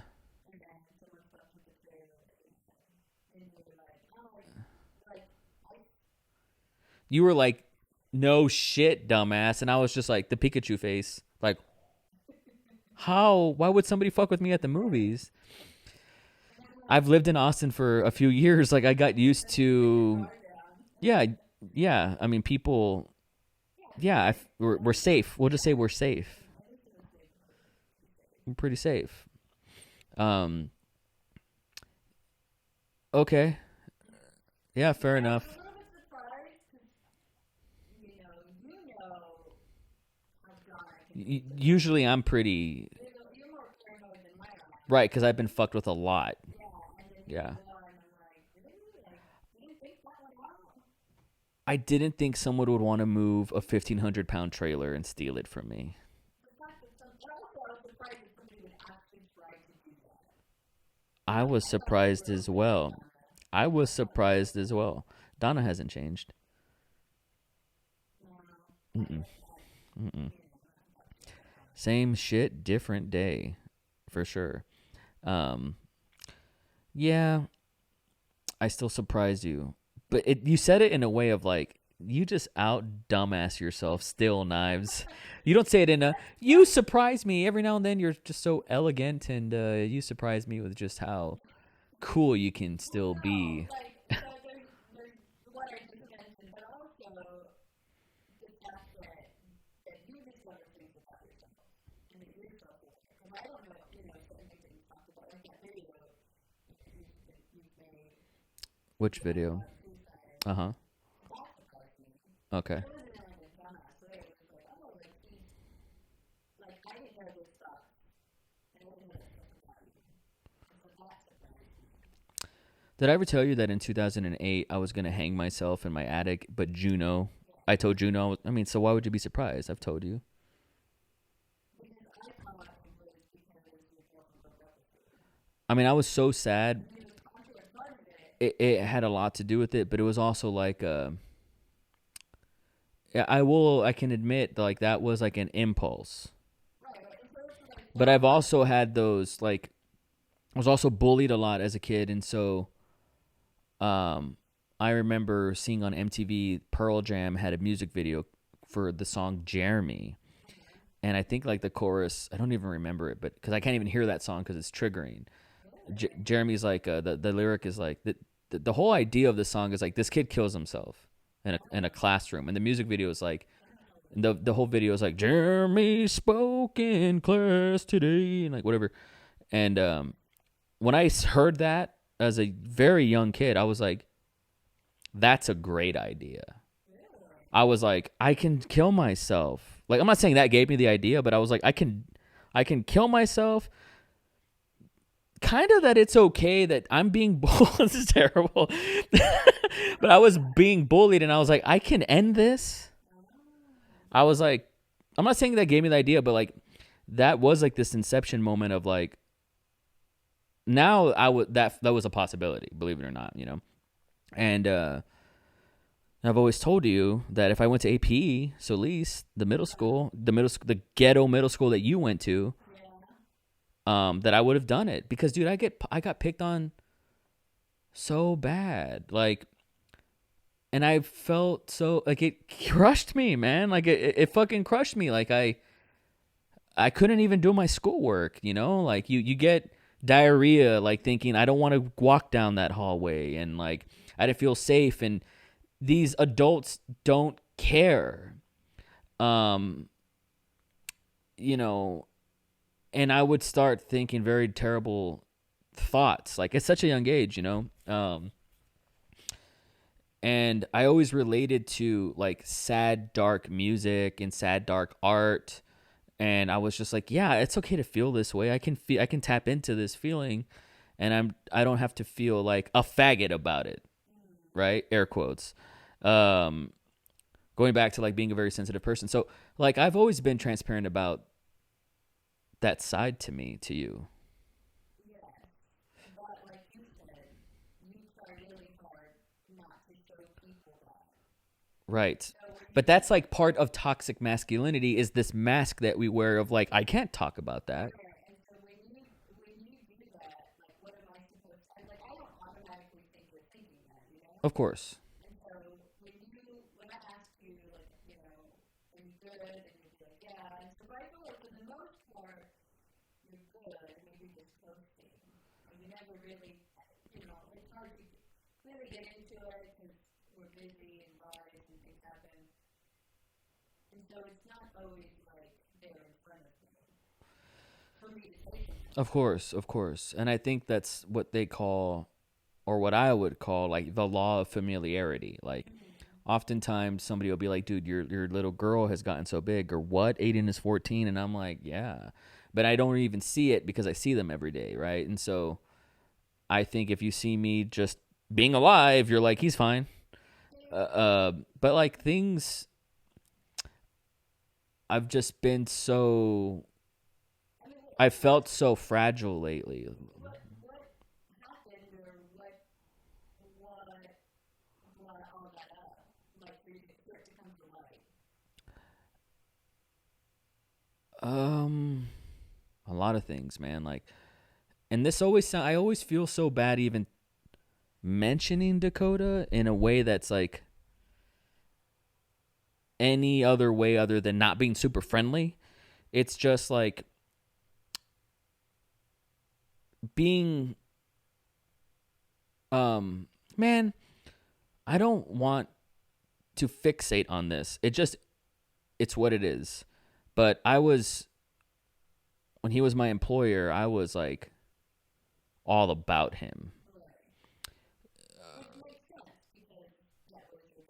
Like the way Princess Carolyn is as an agent.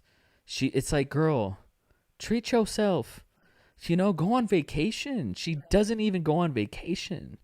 And then she goes on vacation and she gets the idea like, I should be a manager. It's like, dude, stay on vacation, right? Like I mean, to an unhealthy degree, because I'd work with him, I'd come home and then I'd work. And that whole thing was a grind, man. And I don't think I'll get in trouble for saying that, like, I was there while he was going through his divorce in public. And, I mean, you just told me a couple of days ago you got some troll that hit you up on social media bugging you. And it's like, you don't even have anything to do with this. Neither do I. But, like, about him. And it's like,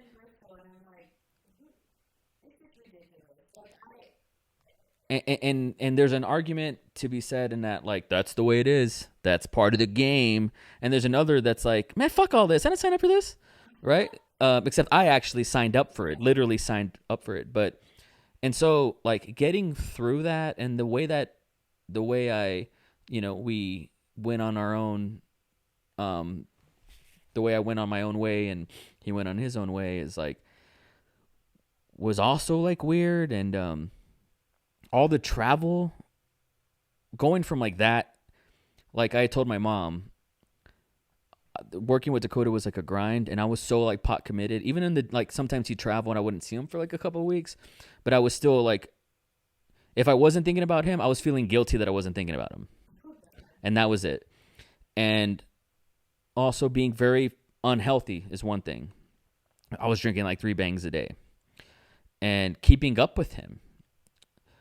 And then so I get signed on with HOH, and now I'm traveling. And so the first 10 days of November, I'm on the road, and I like being on the road. Like you develop like a road callus eventually. Like the first time I was on an airplane, I was like, woo! And now I'm that guy, I get the neck pillow and I'm like, see you. I wake up and I'm in a new time zone. And, but that whole thing, that was like my time off is how it felt. Like I went away from the grind and I went to this, which was I sidestepped into another grind.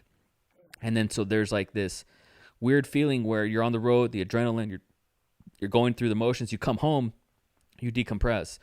And like my highs are high and my lows are really low. And so it's like this big yo-yo thing, and it's hard to be healthy with that. And then I met my sister. Not met, but like, well, yeah, I met her, as an adult. Like I got to see her and her family, which was awesome.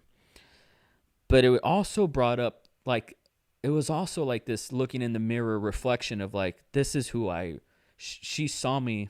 I don't even want to get emotional right now, but this is hard. But she saw me for who I really am. And, oof. And Knives Monroe was a pseudonym, was an alias, was a backyard wrestling name. And my first film was a Knives Monroe film, and then my baby was a Knives Monroe baby, you know, and my grandma was like, change your name to Knives Monroe, and I was like, yes, ma'am. And it's like, you know, Clark Kent is not Clark Kent. Clark Kent is the alias. Clark Kent is a fucking alien from outer space. And when I saw my sister, I was like, oh yeah, I'm an alien. I'm not Clark Kent. I'm not Knives Monroe. I'm this guy. And I saw her coping, and I was like, I be coping too. And it was like a safe space to be like, I can talk about these things. BoJack Horseman season 6 is coming out. Cool, I got to catch up with BoJack. Watching it with this whole new perspective of kind of like, I've grown since that show came out. I mean, I've matured in a lot of ways, like my career. And I don't really talk about my career in public. Like, I don't. Like, I protect the Muppet. Like, all you see is the Muppet. You don't see the motherfucker. You don't see this talk. You don't see that. I don't show that to you because I want you to think that wrestling is real. I want you to believe in this. And I don't talk about my career, you know? I've never given like a State of the Union on my career. And so when I watch BoJack, I'm like, dude, like the character I relate to the most is Diane, because she's an artist, she's a writer, but she's also so fucked up. And it's like it's really easy for you to criticize other people, but you can't put that on yourself. I relate to that. You know, I don't relate to BoJack as much. I empathize with him, but I relate to Diane a lot. And seeing all that was like, oh, I can talk about these things. It's okay. Like, I can talk about these things. And so, like, it was a lot of stuff. And also, like, I'm on my own again for the first time in a long time, if not ever. I'm on my own where, in terms of my career again, like with Dakota, it's like, I'd call him every day. What are we doing today? Text him every day. Like, I never had a plan that was more than a week out. And that's being generous.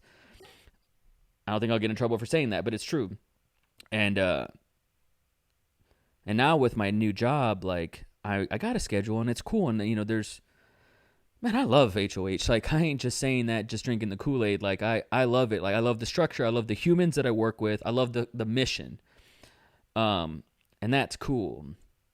And I love look, I got on the dash right here. Like, I love the mission. I have flip side. Look, I ate, slept, and breathed the mission as well. But, you know, now there's like this autonomy where it's like, I ain't being micromanaged. Like, they're like, you know, bring your ideas to the table, Knives, and it's cool. And it's a different kind of freedom.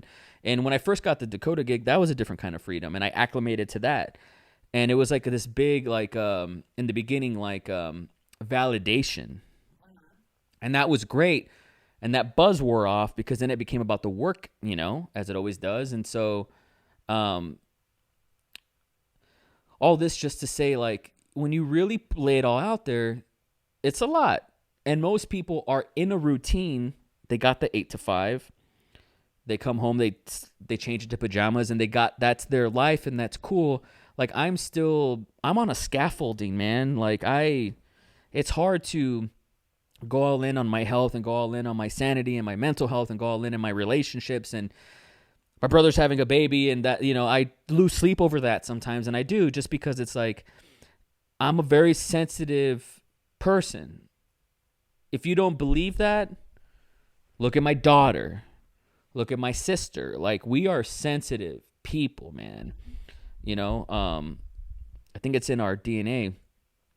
And so, like, it's a bunch of newness, man. It's like, do you remember, like, say the first day of high school, like freshman year, sophomore year, junior year, senior year, whenever, the night before the first day of school, and you can't sleep, and you wake up at 6 a.m. and you're like, I didn't even sleep. Do you remember those days? Dude, I have those days all the fucking time. all the time. I'm just like everything's so new and so like in an exciting way, but also in a super stressful way. And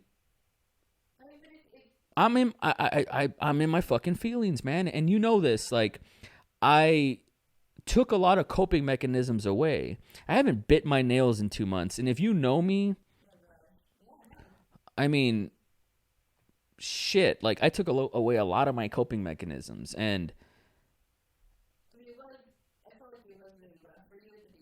yeah, yeah. But then I had fucking a whole box of pizza on Christmas, so you know.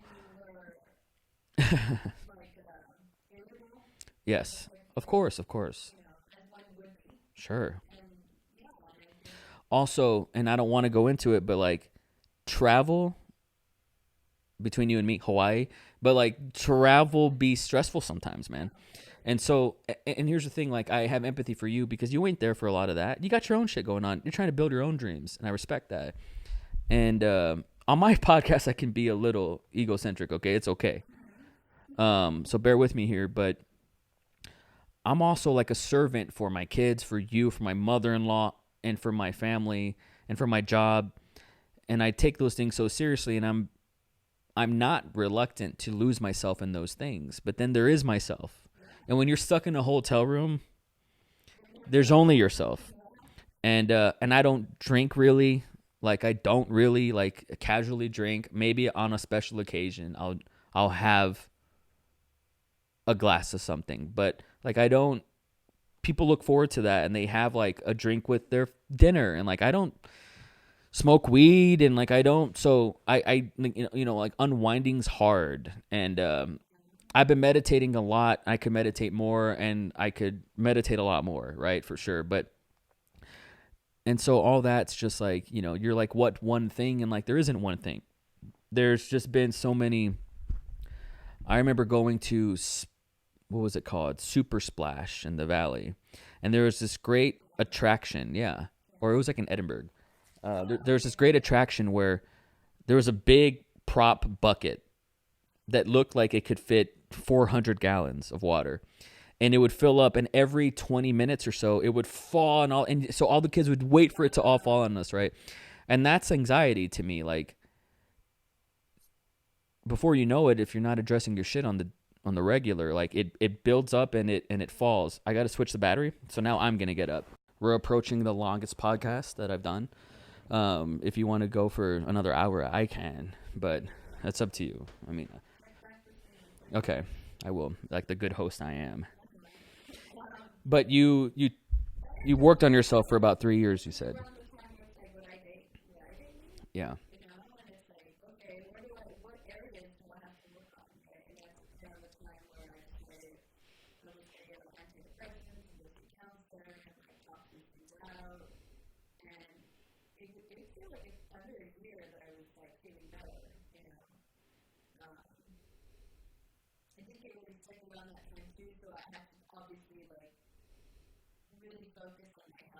Yeah.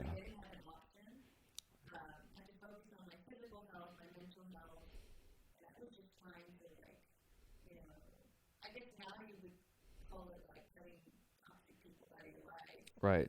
All those things sound like a lot of self-care.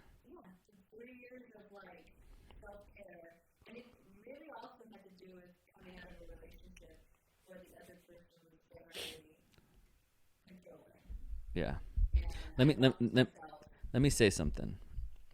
Not to start shit, but I'm in the kitchen making an omelet, and you're putting on makeup for the podcast, and all I say is, Claire, it's a wide angle, and you're like, you got confrontational about it, and I was like, look, I wouldn't have said anything if I thought this was gonna start shit, but you like basically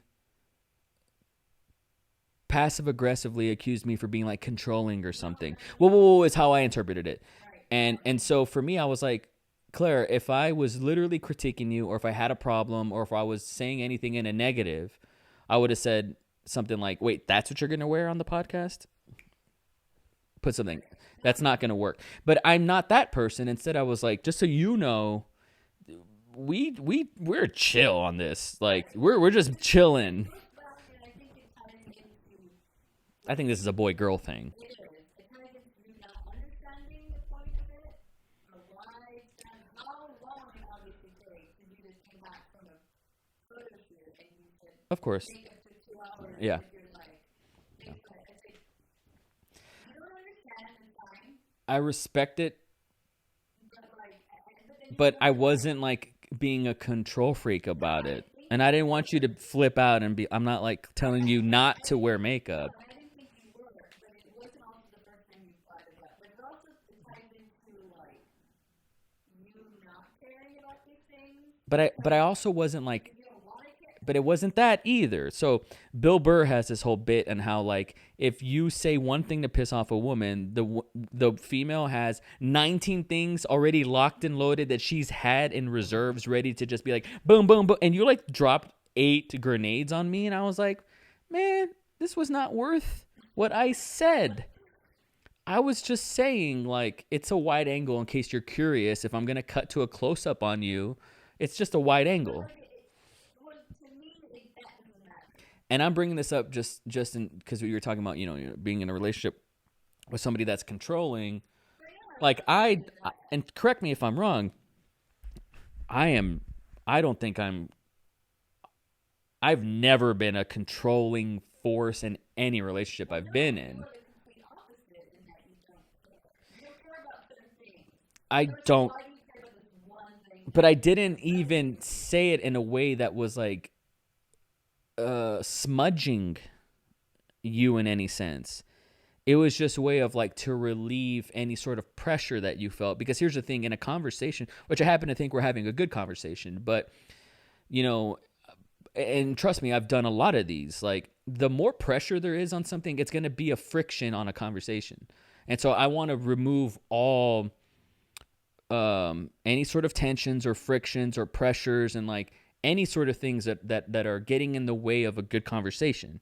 And at the end of the day, a podcast is a sonic medium. So I was just like, just friendly reminder, you're in good hands here. Like it was more like that sentiment. But girl, you flipped out. I agree because it's not the first time you brought it up. Like when like the last time we did a video, Mm-hmm. and you said something about me doing makeup, and you were like, well, and that also at that time you were like, no, we're this and we're that, and so kind of your video, right?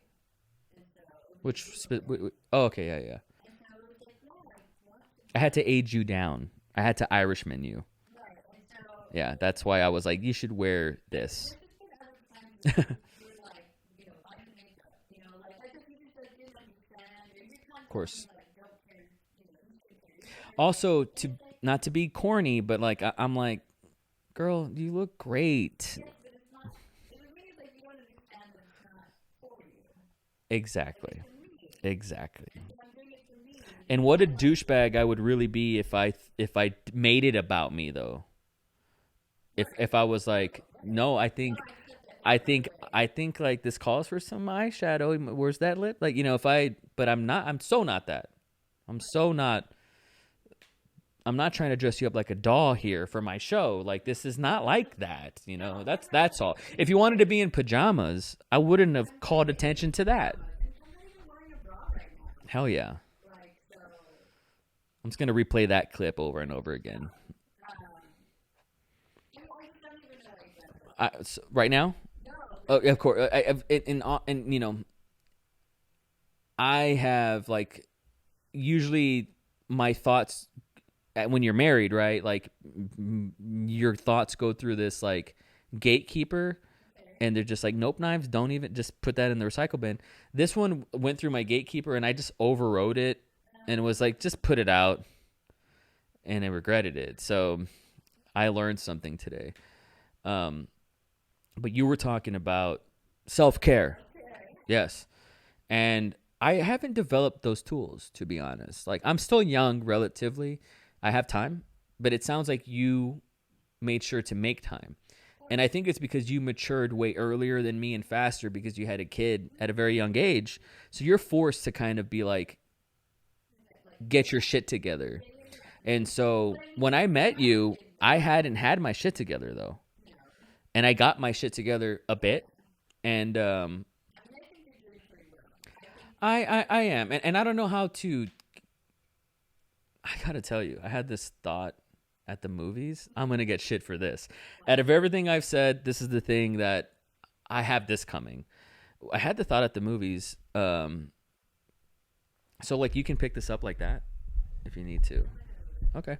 I had this thought, and I forgot what Trigger did. Yeah, I forgot. I had it in the bathroom. I was taking a piss, and I had the thought like, I don't, like I'm gonna order whatever I want. Like I'm fucking rich. I don't give a fuck. Like I don't care what it costs. I'll order. Yeah. I'm gonna get whatever I want. Like because, right, of course. And hey, that shit adds up. But here's the thing. Like I've been so broke and so poor where I'm like I can't go on a date. I can't afford to take this girl out on a date. And like, toxic masculinity, there's this pressure where, I mean, you're paying, a man is paying. It's implied in this country. You don't take a girl out unless the guy's got enough money to cover it. And if she wants to pay half, that's nice, but she's got to push real hard. If she's actually going to pay half, the guy's going to pay. Let's be real. And so I've had that anxiety of like, I don't have money. Dude,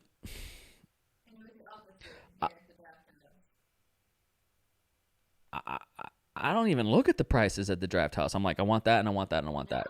Now I don't. Not because I'm filthy rich and don't shame me. It's just like,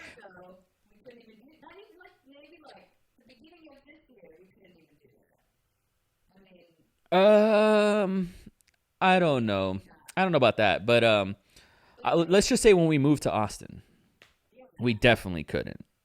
No. And let's just leave it at that. And I say that just because like that's cool. And so like, but I also had, me super self-aware, hyper self-aware. I also was just like, Knives, you douchebag, shut the fuck up. Like, but also like, good for you.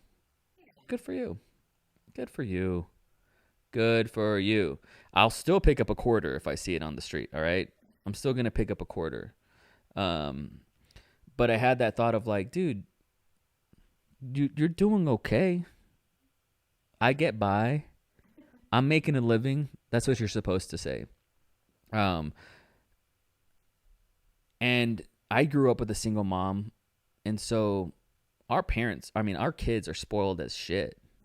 They're brats. They're not shitty about it. They're a little entitled, and that's my fault. I can't leave and come back without Fiona being like, what do you got for me? That's my fault. 100%, and Aiden too. And that's cool. And so I look at that as like a success. I look at that as like, my kids are good. They're good. They had the dopest Christmas where literally everybody was like, these kids got too much shit. I know. And so like, that's cool. That makes me feel like, I'm doing something right. And that's good.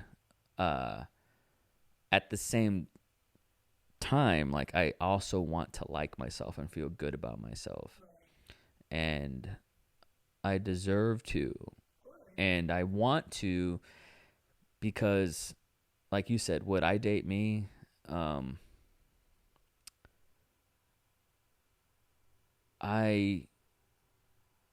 I think there's potential, but I also don't believe in potential. Like, I think you are or you aren't.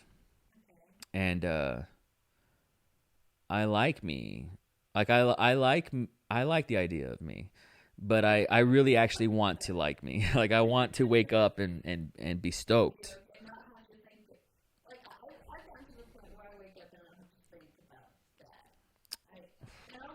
Wouldn't that be nice?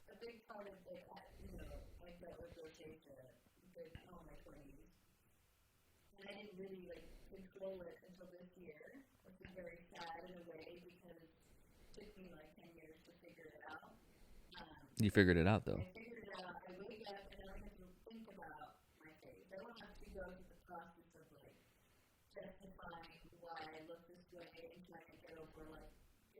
bad feelings, and then kind of convince myself that it's all good, and it's fine. There's a lot of convincing that I had to do when I wake up in the morning, and I don't have to look at my face like that anymore. It's one like, it's a really big, the people with rosacea, at least, they hate. It's hard. Super, super hard to look in the mirror and to not think about it. But I would always think about it when I would step outside in the heat, in the cold, no matter where it went, I was thinking about my face. I literally, what am I thinking? It really brings down my self-esteem. So, I had to give up that. And also, like, I get rid of self-esteem before it went away. It's like difficult to do. So then once it started clearing up, you know, it's just way easier to wake up. Like, I can wake up and not like think, oh my God, my face. Or, like, if you've seen me, you know, in the past, you've seen how bad it is.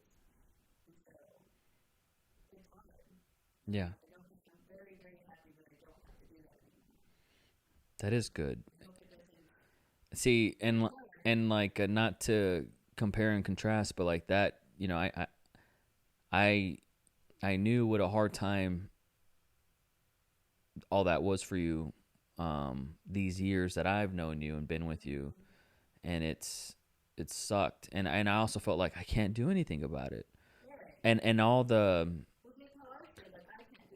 charm and all the admiration and how I felt about you and feel about you, like, didn't amount to a hill of beans. Like it was like I can't do anything, except love you. And so I'm stoked for you that you feel like that you reclaimed that sense of normalcy, or like, you know, now you can, all the stuff that we take for granted, you know, like I don't feel like this added weight of like pressure and anxiety. I'm sure comes from that, you know, and of course, and so yeah, from afar it was difficult to absolve you of that. I didn't have the jurisdiction. It's not on me. That's hard. But I have noticed that you feel better. Yeah, and it was like, I'm actually going to do something about it. I'm going to care enough to do something about it. And I had to, when I tried to do it like in holistic ways, and that wasn't strong enough, because I wanted to do it my way, and I just had to be, what's another word, but not obsessed, but I had to Determined? be very, very determined at whatever cost. It Yeah. had to be like that level of whatever it takes. Mm-hmm. It wasn't like, well, it's like this, and it's more natural. Could I just say that Whatever it takes. if your skincare routine costs upwards to like $1,000 a month, I wouldn't even know. I know, but if it did, I wouldn't even know, and I would be cool with it if it did. If it did, I would fucking do it. Because I was just so, I got to that point where I just cannot. And I would support that. It was like that. It was kind of being like what? How do I value myself? How much do I value my face? And how much my appearance? Of course. My self-esteem, like my body in general. Like Yeah. I just think like I'm not even taking care of myself. Yeah. Like I feel like that. Yeah. I know there are a lot of people who cannot find a solution to it because there's so many triggers and it's not the same for everybody. And you know, like antibiotics work for me, they don't work for other people. You know, topicals work for some, and not going to work for me. And so it's different for everyone. But I was just like whatever it took. Yeah. You know, whatever medication I had to take. And I took medication every day for 3 months. Yeah. Just to get rid of it. And it was absolutely worth it. Are you still on medication? No. Like right now I'm okay. And then I feel like, okay, even if I had a small flare, I would be okay with it. Which I don't want to be. Uh-huh. I can justify That's how good you feel right now. So I have to justify it and be like, well, it's not that bad. Right. But if I do even get a little bit, I do have the medication to take it. Mm-hmm. But I really had to do it. Like, I had to put some value on myself. Yeah. Because nobody else, I mean, who else can do it? I know. It always comes. comes down to that. This isn't healthy, and I do feel this way, but I don't want to always feel this way. Like that feeling of like no one else is gonna care for me. I have to care for myself. I feel like that sometimes, and when you feel that way, you're like you're looking at a crisis, and you're like, I got to do something about this, and you take action. I feel like hopefully I die, and I don't have to. I know, but that's like no matter what I flip the coin, it's gonna land on that. It always lands on that. And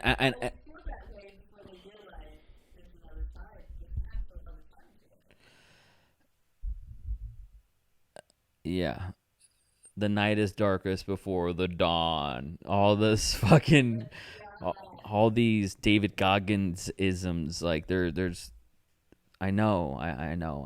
I create the graphics for these motivational things. Like I know all the best ones. Like I've written them all down. I've read all the self-help books and all that. Like I know, and then you have to actually just do it. Like the implementation is truly the difficult part, but you also have to find the path to least resistance. Like I spent a decade studying other people's paths, but that doesn't mean that that you can do them all, you can walk them all, and they all are applicable to you. You have to walk your path. Like you said, you got to this resolve where I'm going to do whatever it takes, but you have to do it on your terms.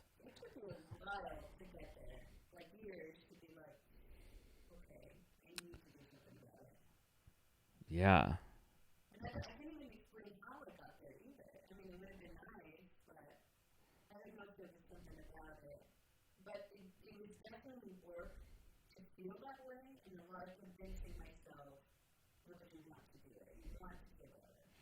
A lot of that's what it is. Every day. I know. That is hard. I don't have enough days to counterbalance the bad days. I don't have enough, like, I'm trying really, really hard to be better. I'm trying still and to where it gets blurred, and I've recorded over the tape so many times I forgot what the old thing was, and now this is what it is. Like I've done that, and then I took for granted, like I thought I did that and I didn't have to do it again. But I'm here to remind you that you can relapse and then start from scratch again, and that's really shitty. And like I'm at there where I'm like, oh, I thought I was done. I thought I did that. Nope. It has to be every day forever.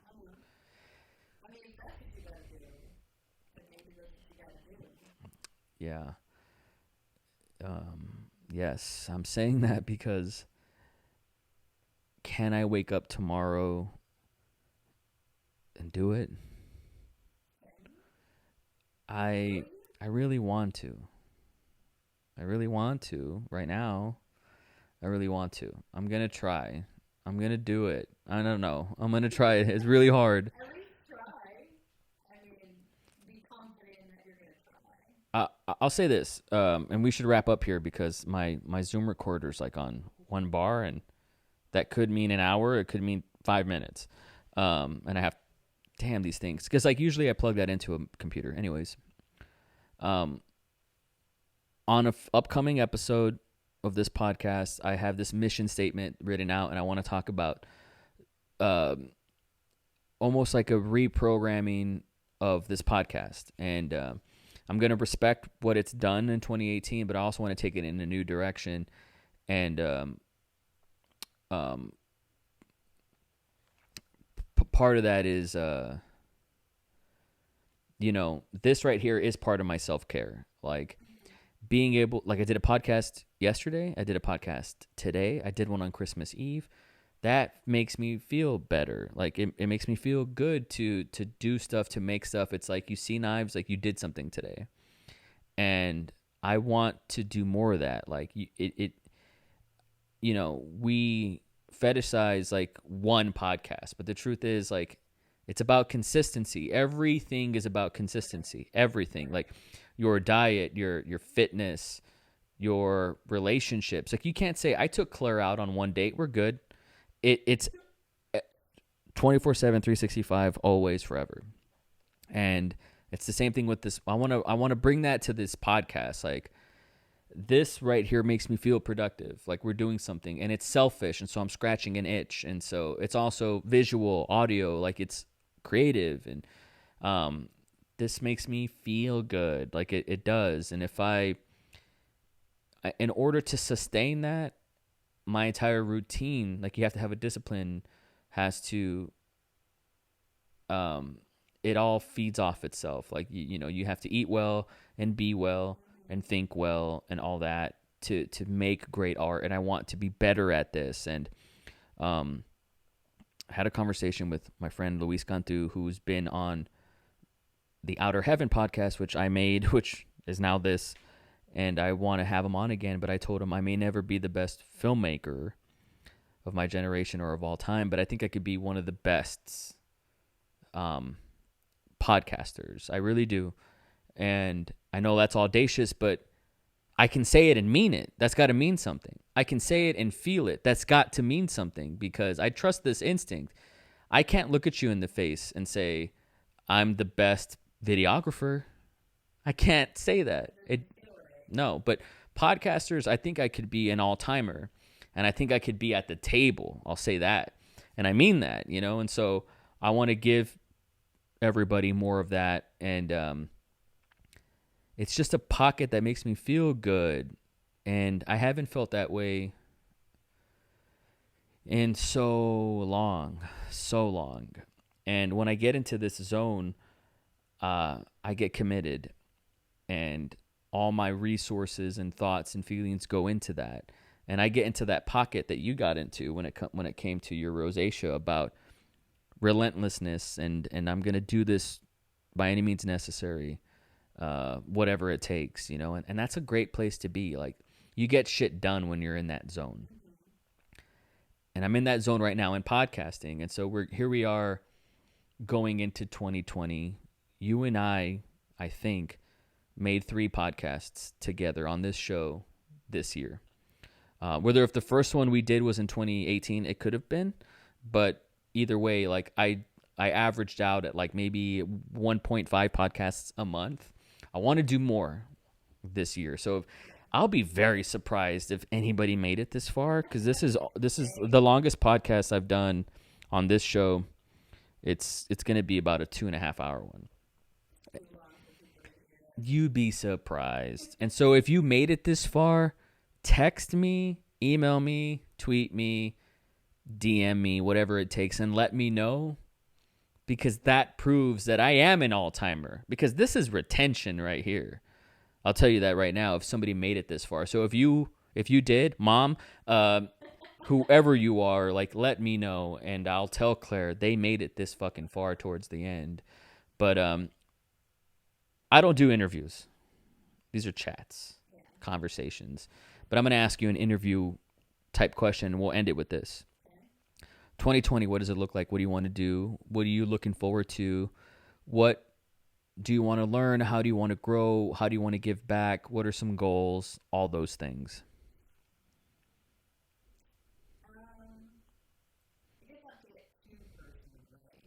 I mean, we've been pretty fucking personal.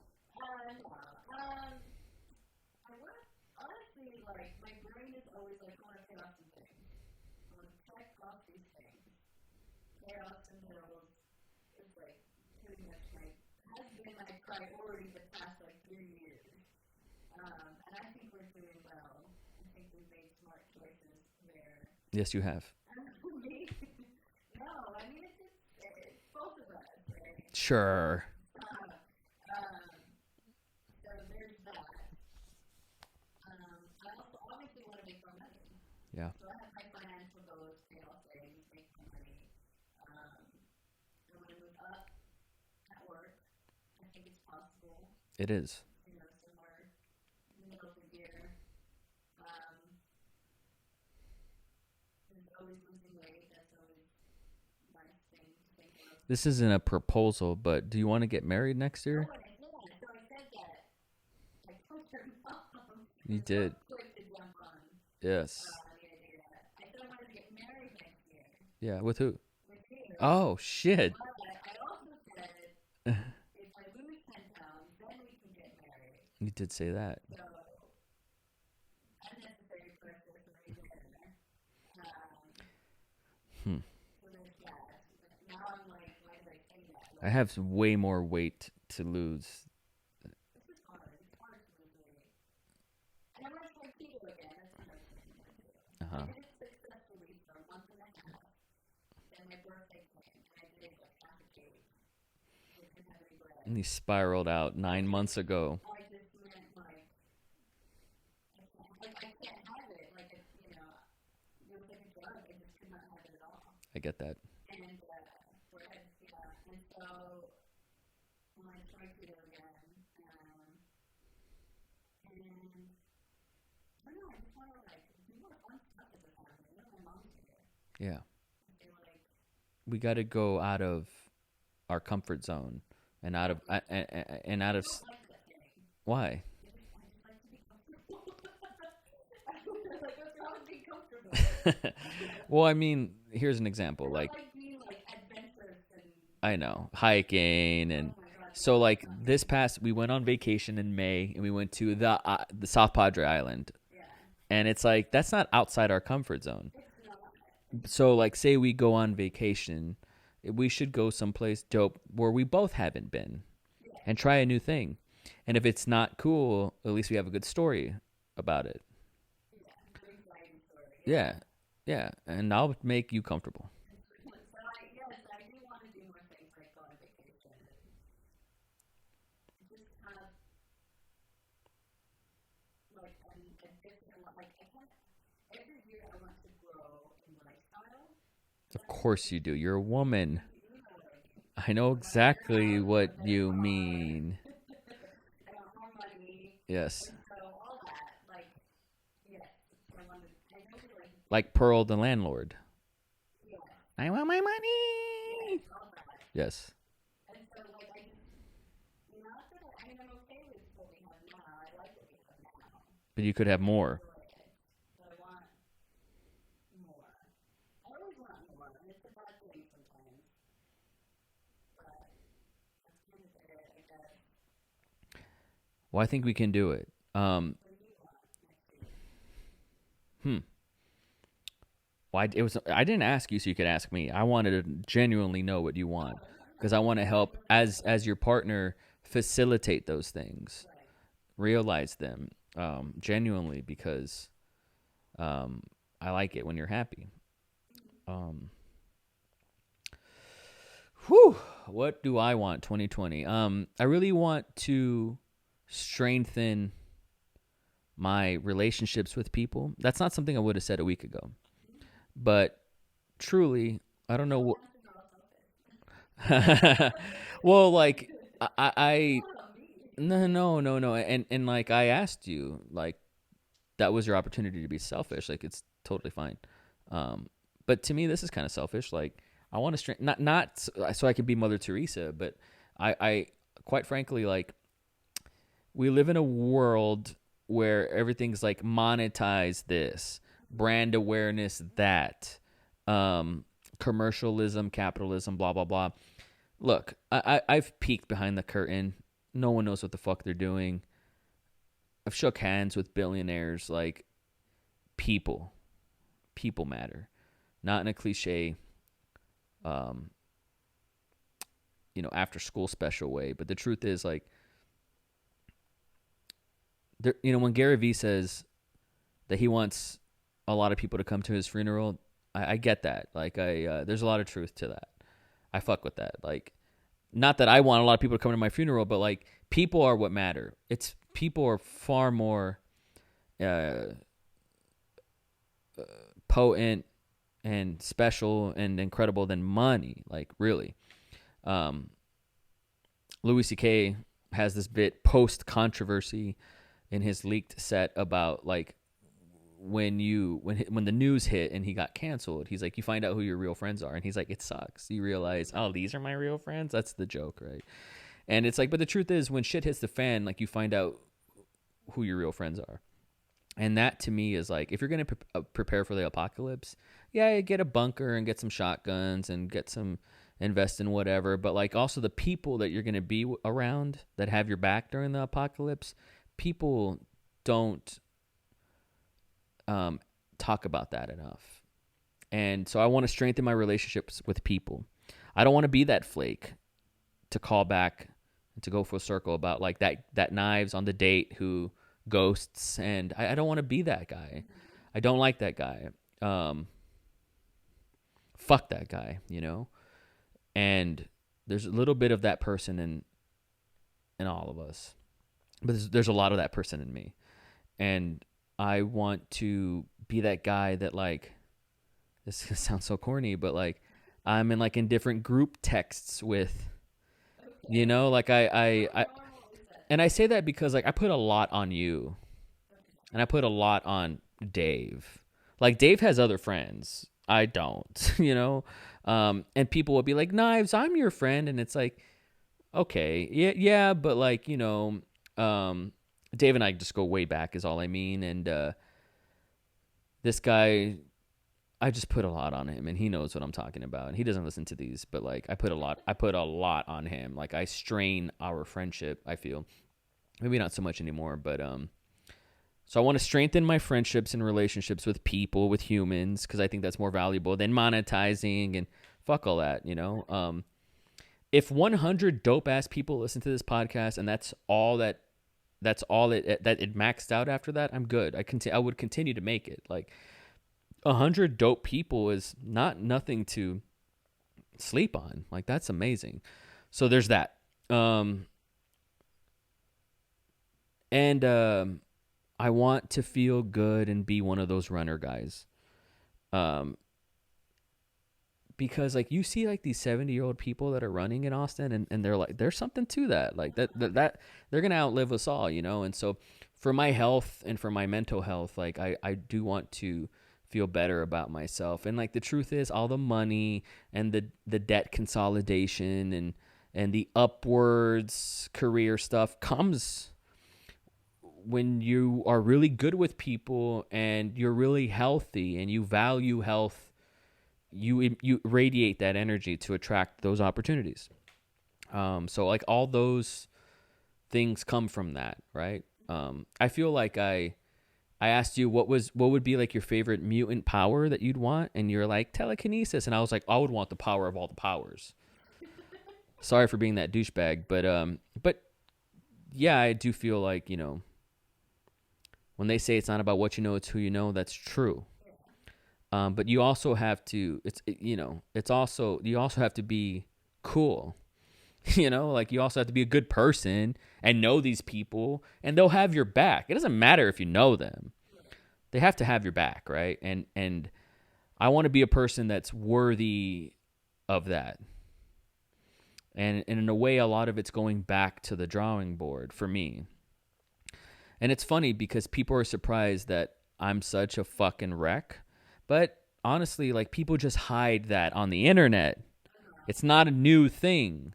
Like if you've known me and you've fucked with me, like you know that Knives is crazy. But on the internet, we're supposed to hide that. Not on this show. Not everybody does. I mean, but not everybody's Cardi B that can talk about scratching her asshole with her nails. Not everybody's that confident or that whatever. So those are my goals, and I'm gonna try my best to get there. I have to, otherwise, it's death. It's death. It's and I don't mean that I'm gonna be 32. That's right. Yeah, I believe so. Yeah. You got some pressure.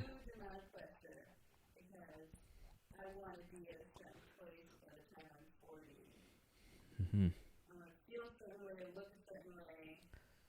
Well, let me put some positive pressure on you. Like, I remember when you turned 30. Okay. When I turned 30, I had like 5 things that I wanted. Yeah. And one of them was like a suit. It was like an expensive piece of furniture. I wanted Check. a master's degree. Uh-huh. Oh God, I've got like 7 pieces of furniture that I don't need. Yeah. I wanted a master's degree, and then I wanted like to run a 5K? 5K. That's when I flew into a long time ago. We can do that. Let's do that this year. Come on. Like running. Come on. Come on. Come on. And there was one other one. I think it was like go somewhere. Maybe it was like travel thing. Yeah. There were only like 5 things I really wanted. Yeah. And you came, and that kind of like, you know, Fuck things up. not fuck things up, but, you know, I was pregnant when I was 30. Was I? I think I was. No. No, I was We had just had Fiona. Yeah. Right, well, I was 30 and I couldn't finish, like, I was behind, like, on my own schedule of Right. finishing my master's, Yeah. Sorry. and then I forgot my master's. Yeah, you hear that, Fiona? Do you hear that? Your mom's holding this against you. I'm just kidding. I'm kidding. I'm kidding. Now I don't even, like, get my degree, like, a second time. I know. I know. Now I want different Now you want different things and more things. But sure. But also you kind of you achieved a lot in the past 5 years. other things. Yeah, so I've done other things that I didn't think I was going to do, and so, like, Yeah, you also make more now than what your career that you were trying to get your master's for would have afforded you. yeah, no, I would have stayed, like, And I think if Claire, 26-year-old Claire, if you were to pitch that to her, she'd be like, all right. no, yeah, I really wanted to be a professor. I really loved the college, like, the university life. Yeah. And But now you work. I work with the university Yeah. in a different way. Yes. And so, Well, what I was going to say is from 30 to 35, it went by pretty fast. So best believe 35 to 40 going to come at you. yeah, so I'm trying to, like, set things up and, like, try to make moves and try to, like, make sure that I get there wherever I want to be by the time I'm 40. Well, I hope you'll have me around, and I would love to help you. Not just moving furniture. I want to be there as your husband and lover. You think that we'll get married next year? I'm going to marry your ass.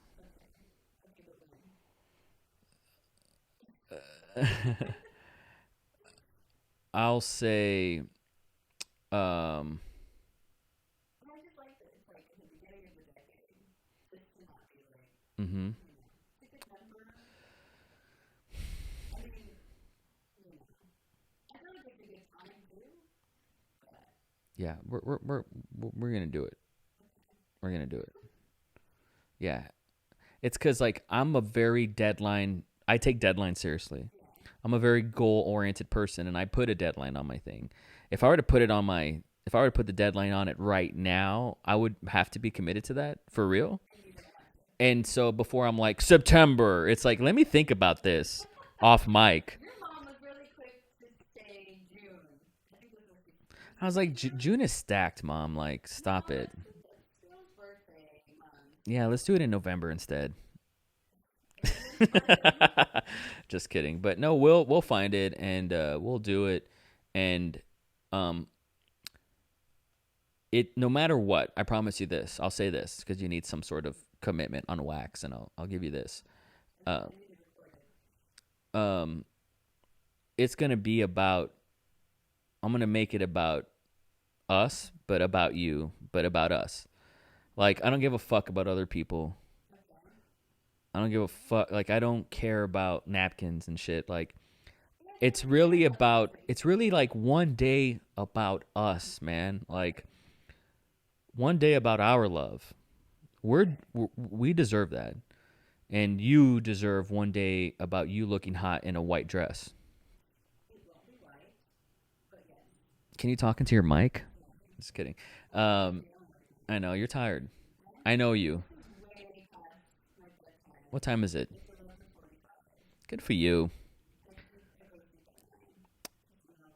Yeah.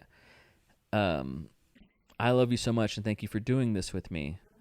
Was this okay? How do you feel about this? How did I do? Okay. Sorry. I thought, like, the most poignant thing that I said that people should take away from this is Adam Driver's a weirdly hot dude, and his female weird hot energy is, but he's not like G.I. Joe, Matt Damon looking cookie cutter fucking Aryan Brotherhood.